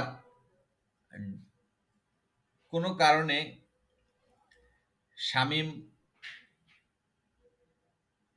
ডলিরে মেরে ফেলছে, ঠিক আছে? ডলি এখন মানে মারা যাবে যাবে এরকম একটা অবস্থায়, সে তার ভাইয়ের কাছে বা তার হাসব্যান্ডের কাছে বলে গেল যে শামীম কিন্তু আমারে মারছে। ওর হাসব্যান্ড জিজ্ঞেস করলো তোমারে মারছে কে? তো বলছে শামীম মারছে। আচ্ছা, তো শামীম যে ডলিরে মারছে এটা কে দেখছে? ডলি নিজেই দেখছে না? এখন ডলি তো মরে গেল। তো ডলি তো মরে গেল। এখন ডলি কি আদালতে এসে সাক্ষ্য দিতে পারবে? না না না, না, তাহলে ডলির পক্ষে কে আদালতে এসে সাক্ষ্য দিবে? পারবে না। ডলি যাকে এই বিবৃতিটা দিয়ে গেল, হ্যাঁ, যার কাছে বলে গেল, সেই সাক্ষ্যটা দিবে। তাহলে সে কি সাক্ষ্য দিবে? সে যে সাক্ষ্যটা দিবে ওটা কি সাক্ষ্য? শোনা সাক্ষ্য নাকি প্রত্যক্ষ সাক্ষ্য? শোনা সাক্ষ্য। শোনা সাক্ষ্য। তাহলে এটা কি আদালতে গ্রহণযোগ্য হবে? গ্রহণযোগ্য হবে। আচ্ছা, সাক্ষ্য তখন আপনাকে যদি মানে কোনো একটা আহ, আপনার টিচার অথবা যে কেউ জিজ্ঞাসা করুক যে এই সাক্ষ্যটা কি গ্রহণযোগ্য হবে, তখন আপনি যদি ইন্টেলিজেন্ট হন, আপনি যদি অঙ্কের মতো জিনিসটা বোঝেন, তাহলে অ্যান্সার করবেন কি যে স্যার এটা গ্রহণযোগ্য হবে যদি সাক্ষ্য আইনের ৩২ ধারায় যে ৪টা ক্ষেত্র বলছে ৪টা ক্ষেত্রের সাথে মিলে যায়। তো ৪টা ক্ষেত্র কি কি? যে যদি মৃত ব্যক্তি মানে যে খুন করতে দেখছে সে মারা গেছে, মানে মৃত ব্যক্তি, সে আর তাকে আর ফিরায় আনা সম্ভব হচ্ছে না, অথবা তাকে খুঁজে পাওয়া যাচ্ছে না, ঠিক আছে, মানে সে হারায় গেছে, তাকে আর খুঁজে পাওয়া যাচ্ছে না, অথবা সে সাক্ষ্য দিতে অক্ষম, মানে ওই যে বলছি যে প্রেগন্যান্ট, মারাত্মক অসুস্থ, হসপিটালে ভর্তি আছে, পারতেছে না, অথবা যাকে আদালতে হাজির করা অনেক ব্যয়বহুল, মানে সম্ভব না। যেমন দেখা যাচ্ছে কি যে ওই মুক্তা আপা প্রেগনেন্ট, তাকে হসপিটালে আনতে গেলে অনেক খরচ হবে বা তার লাইফ রিস্ক আছে। সে দেশের বাইরে। হ্যাঁ, বা দেশের বাইরে আছে। না, দেশের বাইরে না, দেশের বাইরের কোনো অপশন এখানে নাই। এখানে অপশন ৪টা আছে, সে ৪টাই মনে রাখতে হবে। বা বেশি এক্সট্রা রাখার দরকার নাই। এখানে বলছে যে মৃত ব্যক্তি, খুঁজে পাওয়া যায় না এমন ব্যক্তি, অক্ষম ব্যক্তি, আর মানে যে ব্যক্তিকে হাজির করা ব্যয়বহুল, মানে ব্যয় সাপেক্ষ। তাহলে আমরা কি জানলাম? আমরা জানলাম যে সাক্ষ্য আইনের ৬০ ধারায় বলছে কি যে সাক্ষ্য সবসময় প্রত্যক্ষ হতে হবে। কিন্তু ৪টি ক্ষেত্রে আমাদের সাক্ষ্য প্রত্যক্ষ না হলেও চলবে, পরোক্ষ সাক্ষ্য আদালতে দিলে আদালত সেই সাক্ষ্য গ্রহণ করবে। সেই ৪টি ক্ষেত্র কি কি? লেখেন, সাক্ষ্য আইনের ৩২ ধারায় যে ৪টি ক্ষেত্রের কথা বলা আছে, ৪টি ক্ষেত্র লেখেন। ১ নম্বর হচ্ছে মৃত ব্যক্তি,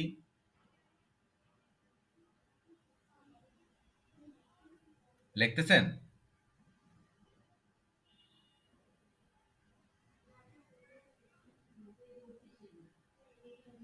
শামীম কি লিখতেছো?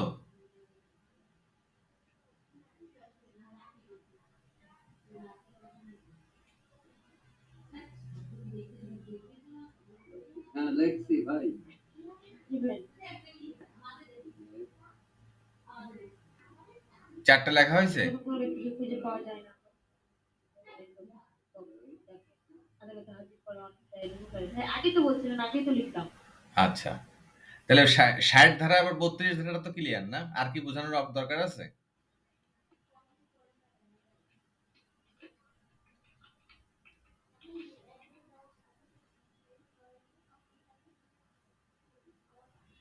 জি ভাই। আরো বোঝানোর দরকার আছে? না। আচ্ছা, তাহলে আমরা ৬০ ধারার বিপরীত পাইলাম কি ৩২ ধারা, এবং ৩৩ ধারাতেও সেম কথাটাই বলা আছে। ঠিক আছে, ৩৩ ধারায় কি বলা আছে? ৩৩, না। হ্যাঁ, ৩৩ ধারায় কি বলা আছে? ৩৩ ধারাটা আমি বলি। ভাই 33 33 32 কি এক হবে?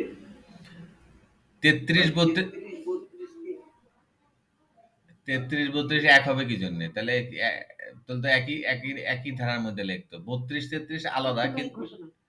হ্যাঁ, কিন্তু কিছুটা মিল আছে। ডিক্লারেশন।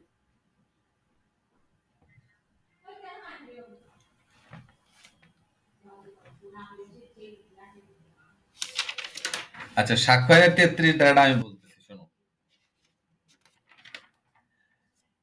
সাক্ষ্য আইনের 33, সাক্ষীর মৃত্যু হ্যাঁ, সাক্ষ্য আইনের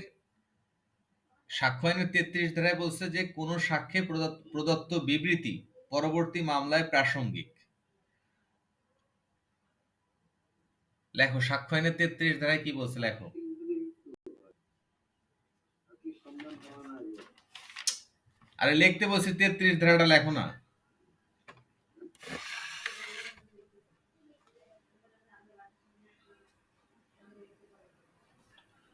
লেখো, কোন সাক্ষ্যে প্রদত্ত বিবৃতি পরবর্তী মামলায় প্রাসঙ্গিক।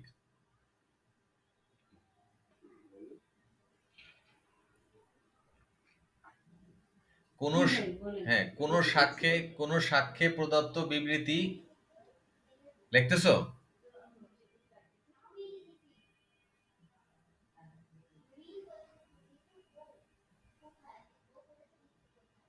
কোন কোন সাক্ষ্য সাক্ষ্যের কোন সাক্ষ্যে প্রদত্ত বিবৃতি পরবর্তী মামলায় প্রাসঙ্গিক, এটা হচ্ছে 33 ধারা।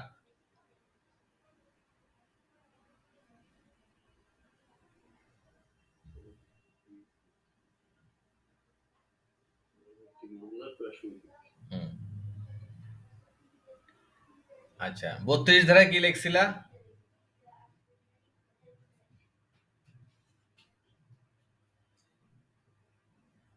যখন কোনো ব্যক্তিকে খুঁজে পাওয়া যায় না, যখন কোনো ব্যক্তি মৃত্যু, যখন কোনো ব্যক্তি অক্ষম, যখন কোন ব্যক্তিকে যাকে আদালতে হাজির করা অনেক ব্যয়বহুল। আচ্ছা, তখন কি? তখন তখন তখন কি?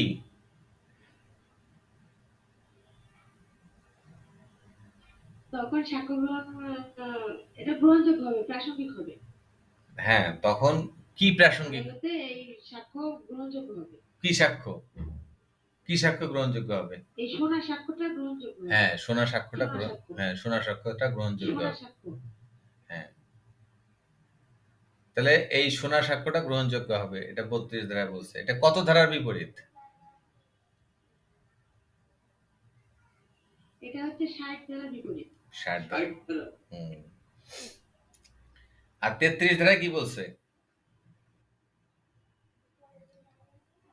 টাইম ডিক্লারেশন, মৃত্যুকালীন ঘোষণা। আবার উল্টাপাল্টা কথা কয়। 33 ধারায় কি বলছে?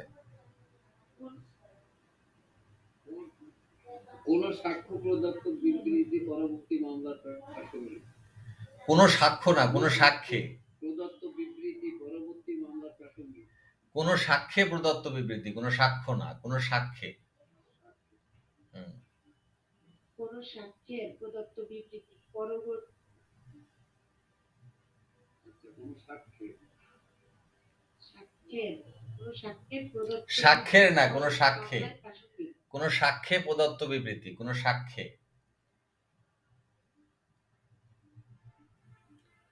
জিনিসটা কি বুঝতে পারছো? কি বলছে এখানে? কোন সাক্ষ্যে প্রদত্ত বিবৃতি মানে কি বুঝছে? মানে কি বোঝাচ্ছে বলো তো? মানে হচ্ছে যে কোন সাক্ষ্যে মানে যে বিষয়ে সাক্ষ্যটা দেওয়া হলো, যে বিষয়ে সাক্ষ্যটা দেওয়া হলো। মানে অনেকটা ওই 32 ধারার মতনই। মানে পুলিশের কাছে শামীম একটা সাক্ষ্য দিছে, ঠিক আছে? পুলিশের কাছে সাক্ষ্য দিছে কি যে আমি ডলিরের হত্যা করছি। এই সাক্ষ্যটা পুলিশের কাছে দিছে, দিয়ে মনে করো কি যে শামীম মারা গেছে। তো শামীমের তো মৃত্যু হয়ে গেছে।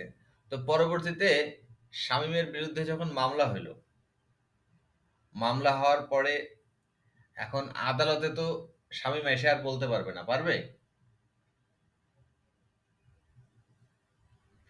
তো শামীম যেহেতু আদালতে এসে বলতে পারবে না যে সে ডলিকে মারছে, তো এই ক্ষেত্রে ওই যে সাক্ষ্যটা দিছিল না পুলিশের কাছে, তখন ওই সাক্ষ্যটা প্রাসঙ্গিক হবে।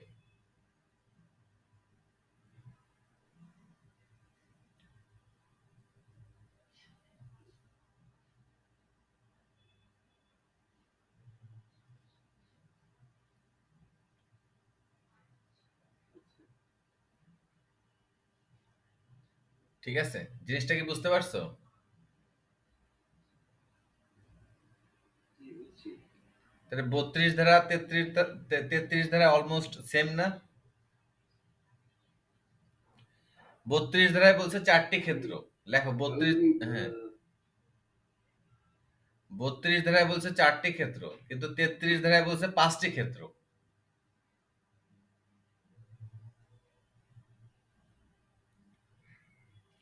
5টি ক্ষেত্র লেখো। 33 ধারায় 5টি ক্ষেত্র কি কি লেখো? 1 নম্বরে হচ্ছে সাক্ষীর মৃত্যু হলে। আচ্ছা, বলো। 1 নম্বরে হচ্ছে সাক্ষীর মৃত্যু হলে। 2 নম্বরে হচ্ছে সাক্ষীর সন্ধান পাওয়া না গেলে। 3 নম্বরে হচ্ছে সাক্ষ্য দিতে অক্ষম হলে। 4 নম্বরে হচ্ছে হাজির করা যদি ব্যয় সাপেক্ষ হয়। মানে 32 ধারার যে 4টি ক্ষেত্র, 33 ধারার 4টি ক্ষেত্র সেম, শুধু একটা আলাদা আছে।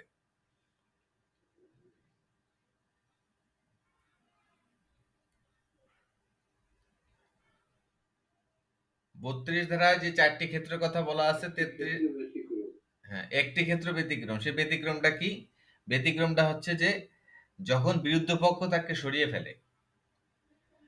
বিরুদ্ধ পক্ষ কে? মনে করো যে সে যে সেই সে যার বিপক্ষে সাক্ষী দিবে, সে যদি তাকে অন্যত্র সরায় ফেলে, অপরপক্ষ।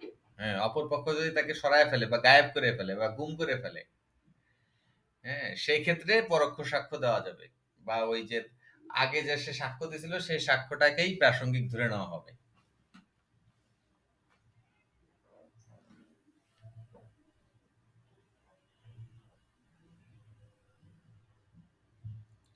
তাহলে 32 33 ধারা ক্লিয়ার শামিম?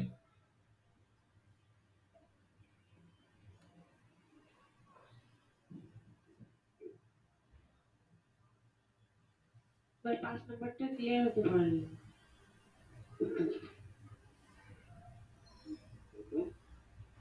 5 নাম্বার বিরোধী পক্ষ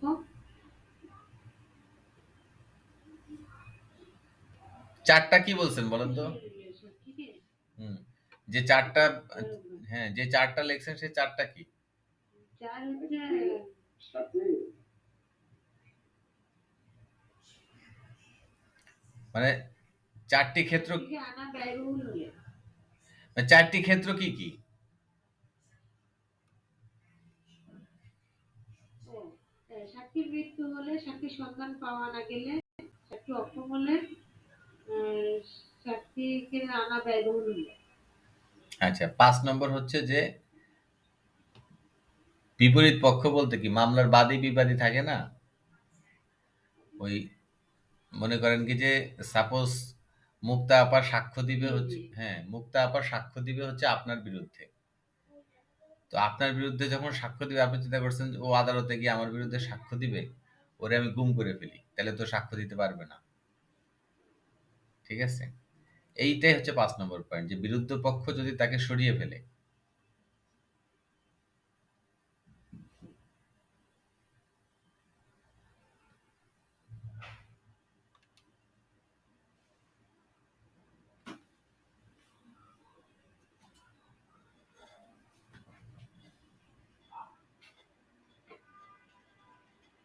হয়েছে, লেখা হয়েছে?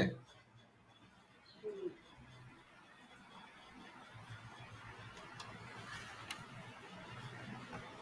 ক্লিয়ার? দেখা হয়েছে। আচ্ছা জি জি জি, আচ্ছা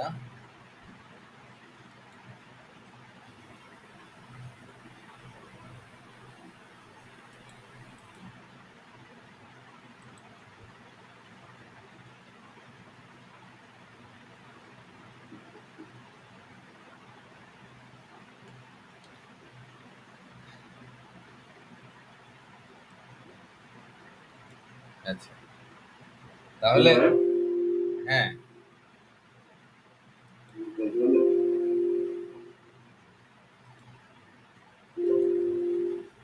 তাহলে আচ্ছা, 33 ধারার কিছু শর্ত আছে। 33 ধারায় যে 5টি ক্ষেত্রের কথা বলছি, এখানে কিছু শর্ত আছে। শর্ত নম্বর 1 হচ্ছে কি, যে পূর্ববর্তী মানে পূর্ববর্তী মামলার পক্ষ ও বিচার্য বিষয়ে প্রমাণ বা তাদের স্বার্থ সংশ্লিষ্ট প্রতিনিধি।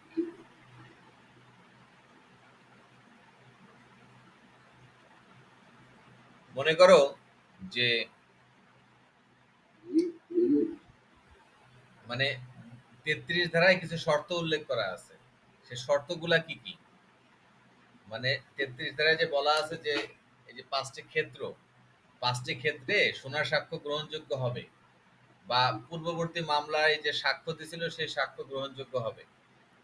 তো এটা শর্তটা কি?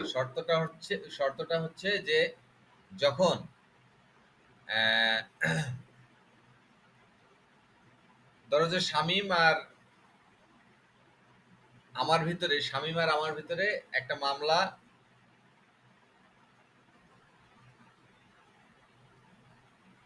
হয়েছিল এবং সে মামলার রায়ও হয়ে গেছে।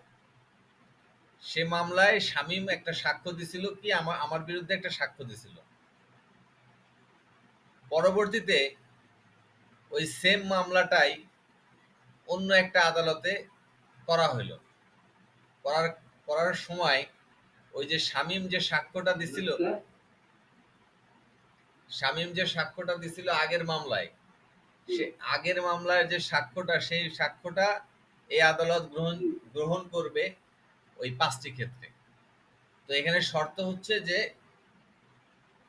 পূর্ববর্তী মামলার যে পক্ষ এবং বিচার্য বিষয়, তা বর্তমান মামলার যে পক্ষ এবং বিচার্য বিষয় দুটাই সেম হইতে হবে।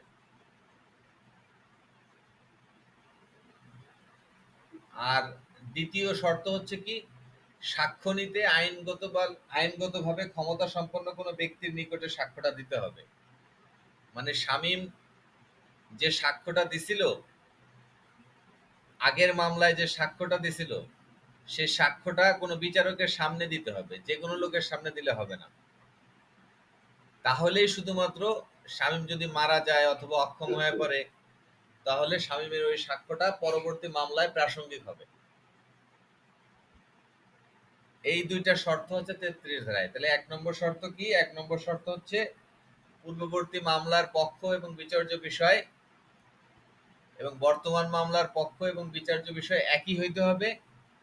আর 2 নম্বর হচ্ছে কি, যে সাক্ষ্য নিতে আইনগতভাবে ক্ষমতা সম্পন্ন কোনো ব্যক্তির নিকটে সাক্ষ্যটা দিতে হবে। এই দুইটা শর্ত। ও আরো একটা শর্ত আছে, সেটা হচ্ছে 3 নম্বর শর্ত কি, সাক্ষীকে জেরা করার অধিকার বিরোধী পক্ষের থাকতে হবে। মানে প্রথম যে মামলাটা, মানে এখানে ওরা চিন্তা করছে দুইটা মামলা নিয়ে, ঠিক আছে? দুইটা মামলা নিয়ে চিন্তা করছে। যে প্রথমে যে মামলাটা হয়েছিল, সে মামলাটার যে বিচার্য বিষয় এবং পক্ষ ছিল, পরবর্তী মামলার বিচার্য বিষয় এবং পক্ষ, দুইটা মামলার পক্ষ এবং বিচার্য বিষয় একই। এবং প্রথম মামলাতে শামীম যে সাক্ষ্যটা দিছিল, সেই সাক্ষ্যটা একজন বিচারকের সামনে দিছিল এবং শামীমের যে বিরুদ্ধ পক্ষের আইনজীবী, সেই আইনজীবী শামীমকে জেরা করছিল। এই 3টা জিনিস থাকতে হবে কি, 1 নম্বরে হচ্ছে জি, আগের মামলা এবং পরের মামলা সেম, বিচার্য বিষয় সেম। কি শামীম? আগের মামলা পরের মামলা সেম, বিচার্য বিষয় সেম।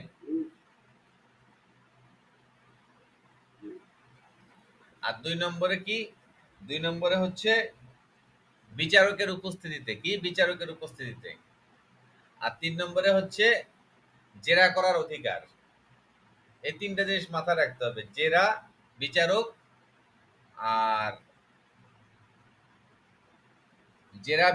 আর পূর্ববর্তী মামলা এবং পরের মামলার বিচার্য বিষয় ও পক্ষ সমান হইতে হবে। এই 3টা জিনিস কে বলতে পারবে? ডলিয়াপা বলতে পারবেন?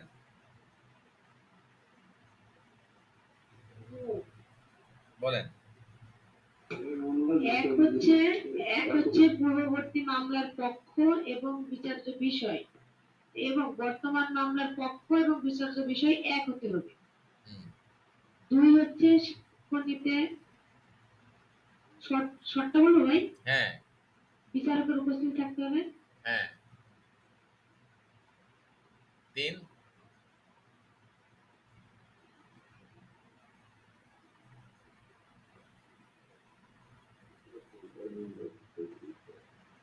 নম্বরটা কি? 3 হচ্ছে জেরা করার অধিকার থাকতে হবে। জেরা করার জেরা অধিকার। করার অধিকার। হ্যাঁ, তাহলে সাক্ষ্য আইনের 33 ধারাটা আরেকবার বলেন তো।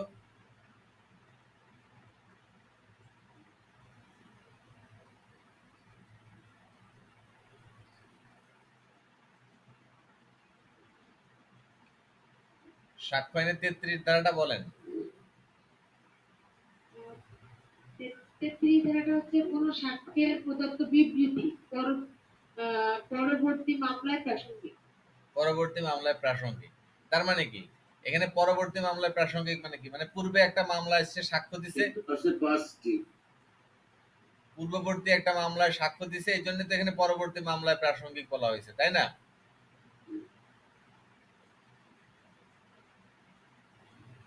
জি। আচ্ছা, তাহলে 33 ধারাটা আরেকটু ভালো করে পড়েন। হ্যাঁ, বই দেখে পড়লে বুঝতে পারবেন ভালো। এখন যেহেতু আহ, আগে তেমন একটা বোঝা ছিল না, এই জন্য একটু কঠিন লাগতেছে। তাহলে 33 ধারায় ক্ষেত্র বলা আছে কয়টা? 5টি। আর 32 ধারায় ক্ষেত্র বলা আছে কয়টা? 4টি। আচ্ছা, এখন আসেন 32-এর 1 ধারা। 32-এর 1 ধারা লেখেন। 32-এর 1 ধারায়, হ্যাঁ, 32-এর 1 ধারায় বলা হয়েছে মৃত্যুকালীন ঘোষণা বা ডাইং ডিক্লারেশন সম্পর্কে।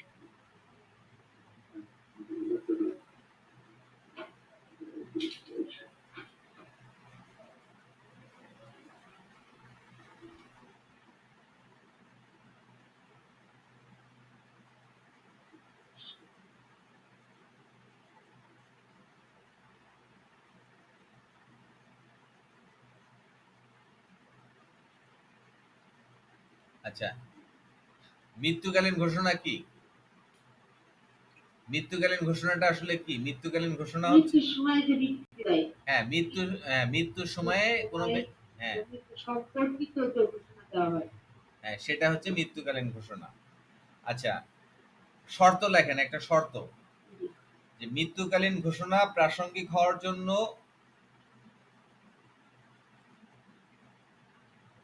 মৃত্যুকালীন ঘোষণা প্রাসঙ্গিক হওয়ার জন্য বিবৃতি দানকারী ব্যক্তির অবশ্যই মৃত্যু হইতে হবে।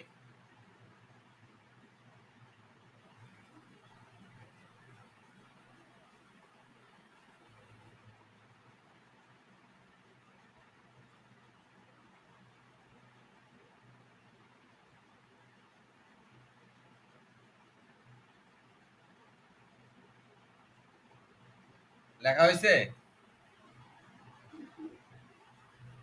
আরেকবার বলেন। মৃত্যুকালীন ঘোষণা প্রাসঙ্গিক হওয়ার জন্য বিবৃতি দানকারীর বা যে স্টেটমেন্ট দিবে তার মৃত্যু হইতে হবে।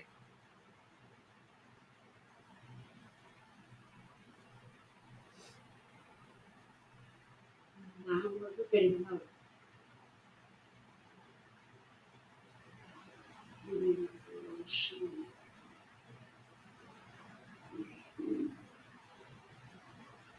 জি ভাই। হ্যাঁ, লেখা হয়েছে। আচ্ছা, যদি মৃত্যু না হয়, 2 নম্বরে লেখেন, যদি মৃত্যু না হয় সেক্ষেত্রে কি হবে?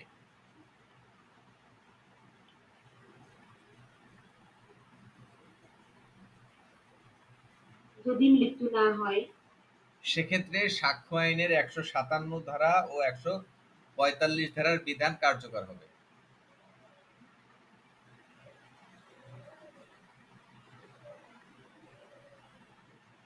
সেক্ষেত্রে সেক্ষেত্রে সাক্ষ্য আইনের 145 ধারা ও 157 ধারা কার্যকর হবে।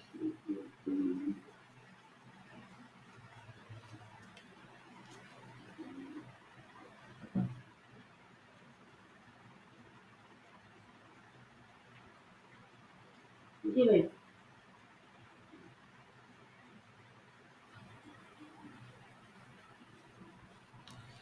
তার মানে যদি মৃত্যু হয় তাহলে মৃত্যুকালীন ঘোষণা হবে, তাই না? আর যদি মৃত্যু না হয় তাহলে জি। 145 ধারা ও 157 ধারার বিধান কার্যকর হবে।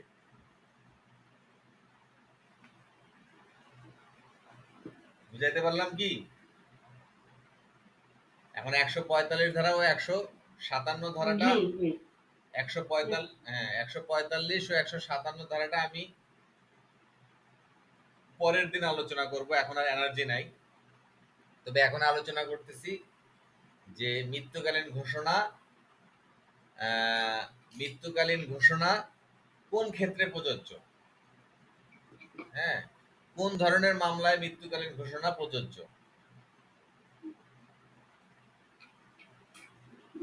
লেখেন, মৃত্যুকালীন ঘোষণা দেওয়ানি ও ফৌজদারি উভয় ক্ষেত্রে প্রযোজ্য।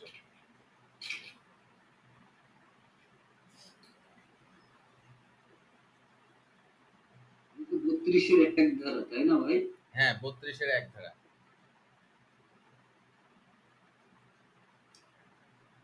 মৃত্যুকালীন ঘোষণা দেওয়ানি ও ফৌজদারি উভয় ক্ষেত্রে প্রযোজ্য। আচ্ছা, 2 নম্বরে লেখেন যে মৃত্যুকালীন ঘোষণা লিখিতও হইতে পারে, মৌখিকও হইতে পারে। কেউ যদি কাগজে লিখে থুয়ে যায় তাও এটা গ্রহণযোগ্য হবে, কেউ যদি মৌখিকভাবে বিবৃতি দেয় তাও হবে।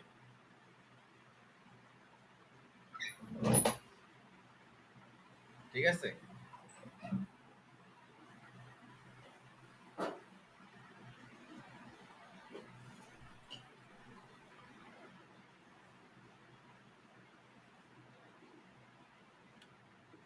জি ভাই।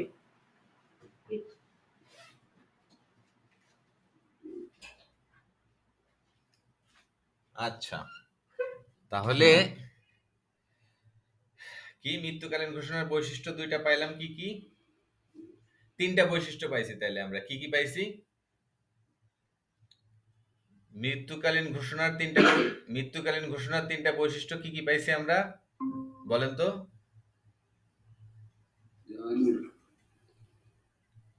দেওয়ানি ফৌজদারি উভয় ক্ষেত্রে প্রযোজ্য হবে। হ্যাঁ, 2 নম্বর, মৃত্যুকালীন ঘোষণায় প্রাসঙ্গিক হওয়ার জন্য বিবৃতি দানকারীর অবশ্যই মৃত্যু হতে হবে। মৃত্যু। তো হচ্ছে যদি মৃত্যু না হয় সেক্ষেত্রে সাক্ষ্য আইনে 145 এবং 157 ধারা কার্যকর হবে। হ্যাঁ, আর একটা আরেকটা হচ্ছে মৃত্যুকালীন ঘোষণা দেওয়ানি এবং ফৌজদারি উভয় ক্ষেত্রে প্রযোজ্য হবে। আরেকটা, এবং আরেকটা হচ্ছে এটা লিখিত এবং মৌখিক উভয় হতে পারে। হ্যাঁ, লিখিত মৌখিক উভয় হতে পারে। আচ্ছা, একটা ব্যতিক্রম লেখেন, মৃত্যুকালীন ঘোষণা একটা ব্যতিক্রম লেখেন। ব্যতিক্রমটা কি? যে মৃত্যুকালীন ঘোষণা কোন ক্ষেত্রে প্রযোজ্য হবে না।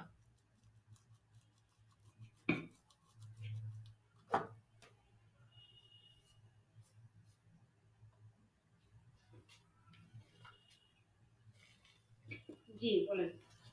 আচ্ছা, মৃত্যুকালীন ঘোষণা সম্পত্তি দানের ক্ষেত্রে প্রযোজ্য হবে না। কেউ যদি মৃত্যুর সময় বলে যায় যে আমি আমার এই সম্পত্তিটা ওই খান মাসুদ আলমকে দান করে গেলাম, তাহলে সেটা প্রযোজ্য হবে না। কারণ কি? আমরা জানি যে দানের ক্ষেত্রে মৃত্যুকালীন ঘোষণা কার্যকর হয় না। কারণ কোনো ব্যক্তি যদি মারা যাওয়ার সময় তার সম্পত্তি বলে যায় যে আমি একে ওই খান মাসুদকে দান করলাম, তো সেই দান কোনো কার্যকারী হবে না। কারণ মৃত্যু অবশ্যম্ভাবী জেনে কেউ যদি কোনো ঘোষণা দেয়, আমাদের আইনে আছে যে সেই ধরনের কোনো ঘোষণা আদালত গ্রহণ করে না। হুম, এটা কি জানতেন আপনি? এটা কি জানতা? এই নিয়মটা কি জানতা? না, জানতাম না ভাই। আচ্ছা, তাহলে জেনে রাখো। হ্যাঁ, মৃত্যু এটা কিন্তু দেওয়ানি কোন ক্ষেত্রে প্রযোজ্য হবে? বুঝি না। এটা তো বললাম যে দেওয়ানি ও ফৌজদারি উভয় ক্ষেত্রে। দেওয়ানিতে তাহলে কোন ক্ষেত্রে মৃত্যুকালীন ঘোষণা? ও দেওয়ানিতে আপনি যখন দেওয়ানিতে মৃত্যুকালীন ঘোষণা কোন ক্ষেত্রে প্রযোজ্য হবে, এটা অবশ্য একটু চিন্তা করে দেখতে হবে কোন জি ক্ষেত্রে প্রযোজ্য হবে। আমি শুধু জানি যে দেওয়ানি ও ফৌজদারি উভয় ক্ষেত্রে প্রযোজ্য হবে। তো দেওয়ানিতে মৃত্যুকালীন ঘোষণা প্রযোজ্য হইতে পারে। জি প্রযোজ্য হবে। এখন সম্পত্তির দানের ক্ষেত্রে প্রযোজ্য হবে না। এটা নিয়ে অবশ্য চিন্তা করি না, এটা চিন্তা করতে হবে, ঠিক আছে? তো অন্য কোনো ক্ষেত্র তো আমি খুঁজে পাচ্ছি না আপাতত।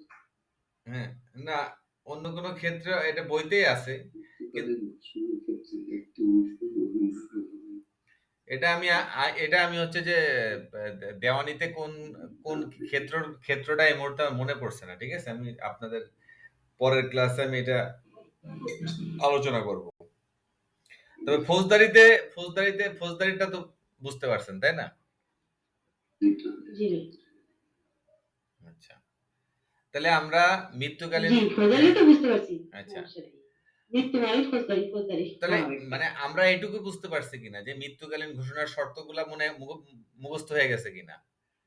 মৃত্যুকালীন ঘোষণার জন্য মৃত্যু আবশ্যক, এবং যদি জি হ্যাঁ, এবং যদি মৃত্যু না হয় সেক্ষেত্রে, মৃত্যু হতেই হবে। হ্যাঁ, জি মৃত্যু হইতে হবে, মৃত্যু না হইলে হবে না। কিন্তু যদি মৃত্যু না হয় ১৪৫ এবং ১৪৭ দ্বারা প্রযোজ্য হবে কার্যকর হবে। ১৪৫ ও ১৪৭ না, ১৪৫ ও ১৫৭। ৫৭ সরি। ৫৭। হুম, আচ্ছা। তারপরে মৃত্যুকালীন ঘোষণা দেওয়ানি ও ফৌজদারি উভয় ক্ষেত্রে প্রযোজ্য। আর ব্যতিক্রম কি, মৃত্যুকালীন ঘোষণা প্রযোজ্য হবে না সম্পত্তি দানের ক্ষেত্রে। তাহলে আজকে হচ্ছে যে আমরা, হ্যাঁ, আজকে হচ্ছে আমরা এই পর্যন্তই থাক। আমাদের মোটামুটি ৬০ ধারা পর্যন্ত, মানে আমরা আসলে কি, মানে যেই ধারার সাথে যেই ধারা রিলিভেন্ট সেইভাবে আমরা পড়তেছি, বুঝতে পারছেন? মনে করেন কি যে এই ৬০ ধারার সাথে আমার ৩২ ধারা আসছে। জি ৬০ ধারা আছে কি যে মৌখিক সাক্ষ্য সবসময় প্রত্যক্ষ হতে হবে। আর ৩২ ধারায় বলছে কি যে মৌখিক সাক্ষ্য কিছু কিছু ক্ষেত্রে প্রত্যক্ষ না হলেও হবে। সেই ক্ষেত্র কয়টা কি কি? ৪টা। বুঝতে পারছেন? মানে ৬০ ধারার ব্যতিক্রম হচ্ছে ৩২ ধারা। ৬০ ধারায় বলছে কি যে সাক্ষ্য সবসময় তোমার প্রত্যক্ষ হতে হবে, মানে নিজের চোখে দেখতে হবে, নাহলে আদালত ওই সাক্ষ্য গ্রহণ করবে না। কিন্তু ৩২ ধারা এবং ৩৩ ধারায় বলছে কি যে কিছু কিছু ক্ষেত্রে সাক্ষ্য প্রত্যক্ষ হওয়ার দরকার নাই। তো সেক্ষেত্রগুলা কি কি? সেক্ষেত্রগুলা হচ্ছে যদি সাক্ষীর মৃত্যু হয়, সাক্ষীর সন্ধান পাওয়া যায় না, সাক্ষ্য দিতে অক্ষম হয়, ঠিক আছে? যদি সাক্ষীকে আদালতে হাজির করা যথেষ্ট সময় ও ব্যয় সাপেক্ষ হয়। আর ৩৩ ধারায় একটা পয়েন্ট বেশি বলছে, সেটা কি, সাক্ষ্য দিতে ওই বিরুদ্ধ পক্ষ যদি তাকে সরিয়ে ফেলে। হ্যাঁ, তো এই হচ্ছে কি আমাদের সাক্ষ্য আইনের মোটামুটি যতটুকু সাক্ষ্য আইনে আমরা আলোচনা করছি, এখান থেকে মানে ৫ থেকে ৬ মার্কের প্রশ্ন তো 100% থাকবে এখান থেকে, ঠিক আছে? মানে আপনারা যতটুকু জানছেন বা পড়ছেন এর থেকে ৫ থেকে ৬ মার্কের প্রশ্নের অ্যান্সার হয়ে গেছে। আমি পরবর্তী ক্লাসে মানে সাক্ষ্য আইনের আরেকটু জিনিস আলোচনা করে দিই, তাহলে আপনার ওই ১ থেকে ৫৫ ধারা মোটামুটি ক্লিয়ার হয়ে যাবে। সেটা হচ্ছে যে আপনার সাক্ষ্য আইনে বলছে কি, সাক্ষ্য আইনে বলছে কি যে দেওয়ানি মামলায় চরিত্র অপ্রাসঙ্গিক এবং অগ্রহণযোগ্য। অগ্রহণযোগ্য মানে এই যে শামীমের ক্যারেক্টার খারাপ, এই ক্যারেক্টার খারাপ দিয়ে কি প্রমাণ হবে যে শামীম ৫ বিঘা জমির মালিক? দেওয়ানি মামলায় কি হয়? দেওয়ানি মামলায় জমি জমা এসব নিয়ে তো মামলা করা হয়। তো এখানে চরিত্রের কোনো বিষয় না আছে? এখানে কোনো চরিত্রের কোনো বিষয় আছে? না এখানে চরিত্রের কোনো বিষয় নাই। না তাহলে যদি শামীমের চরিত্র সম্পর্কে কেউ সাক্ষ্য দেয় তাহলে সেটা গ্রহণযোগ্য হবে না। এটা বলছে আমাদের ৫২ ধারায়।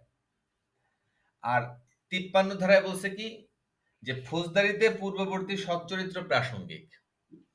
মানে পূর্ববর্তী সৎ চরিত্র মানে ফৌজদারি মামলায় কিন্তু চরিত্র একটা ফ্যাক্টর। যদি বলা হয় যে শামীম XYZ যে কোনো একজনকে ধর্ষণ করছে, তো শামীমের পক্ষের একজন সাক্ষী যদি আদালতে আইসা করে সাক্ষ্য দেয় যে না শামীমের চরিত্র খুব ভালো, তাহলে সেটা প্রাসঙ্গিক, ঠিক আছে। কিন্তু এটা এটা বলছে 53 ধারায়, তাহলে 52 ধারায় বলছে কি যে দেওয়ানি মামলায় চরিত্র অপ্রাসঙ্গিক, আর 53 ধারায় বলছে কি ফৌজদারি মামলায় পূর্ববর্তী সৎ চরিত্র প্রাসঙ্গিক, মানে ভালো চরিত্র, হ্যাঁ। আর আমাদের 54 ধারায় বলছে কি পূর্ববর্তী অসৎ চরিত্র উত্তরদান ব্যতীত অন্য কোনো ভাবে প্রাসঙ্গিক নয়। মানে কেউ যদি বলে যে মানে 53 ধারায় যদি কোনো একটা সাক্ষী বলে যে শামীমের চরিত্র ভালো, তার চরিত্র সম্পর্কে এই যে ধর্ষণ করার মতো যে চরিত্র, ওই টাইপের চরিত্র শামীমের না, ঠিক আছে, এরকম একটা সাক্ষ্য যদি কেউ দেয় শামীমের পক্ষে সাক্ষী, তখন বিরুদ্ধ পক্ষের সাক্ষী আবার বলবে না আমি জানি যে শামীমের ক্যারেক্টার খারাপ, ওই সময় সে দিতে পারবে যে পূর্ববর্তী শামীমের চরিত্র যে খারাপ ছিল সেটা আবার সে বলতে পারবে, ঠিক আছে। তো ওইটা বলছে 54 ধারায়। তো 52, 53, 54 এই তিনটা ধারায় আমাদেরকে বলছে কি যে সাক্ষ্য আইনের চরিত্র কোন ক্ষেত্রে প্রাসঙ্গিক হবে, কোন ক্ষেত্রে প্রাসঙ্গিক হবে না, কখন চরিত্র সম্পর্কে সাক্ষ্য দেওয়া যাবে, কখন চরিত্র সম্পর্কে সাক্ষ্য দেওয়া যাবে না। ক্লিয়ার? Is it clear? 54 ধারায় কি বলা হয়েছে? 54 ধারায় বলছে 53 ধারা, 54 ধারাটাই কি বলা হয়েছে? 54 ধারায় বলছে 53 ধারার উল্টা, অর্থাৎ শামীমের কোনো সাক্ষী যদি বলে যে শামীম ভালো, তখন শামীমের যে বিরুদ্ধ পক্ষ তার তার সাক্ষী বলবে না শামীম ভালো না, শামীম খারাপ। জি, 54 ধারায় বিরুদ্ধ পক্ষ বলবে যে না শামীম খারাপ। জি জি জি জি ভাই বুঝতে পারছি। ঠিক আছে, তাহলে আপনাদের মোটামুটি সাক্ষ্য আইনে যে আমি 3টা ভাগ করছিলাম, প্রথম ভাগ, দ্বিতীয় ভাগ, তৃতীয় ভাগ, এই 4 দিনের আলোচনায় প্রথম ভাগ মোটামুটি শেষ হয়েছে। এখন প্রথম ভাগটাই আর কি বেশি কঠিন একটু, এখানে খুব গুরুত্বপূর্ণ কিছু জিনিস আছে, মৃত্যুকালীন ঘোষণা, সাক্ষ্য কয়ভাবে দেওয়া যায়, সাক্ষ্য কোন ক্ষেত্রে প্রাসঙ্গিক কোন ক্ষেত্রে প্রাসঙ্গিক না, তারপরে জুডিশিয়াল নোটিশ, তারপরে আছে আপনার অনুমান, ঠিক আছে, তারপরে আছে যে হচ্ছে যে স্বীকৃতি, স্বীকারোক্তি, পুলিশের কাছে প্রদত্ত স্বীকারোক্তি, আলামত উদ্ধার।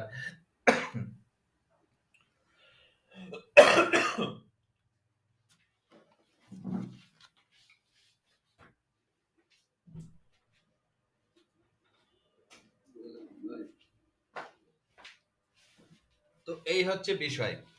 তো আজকের মতো আলোচনা শেষ, কারো যদি কোনো প্রশ্ন থাকে ক্যারি অন।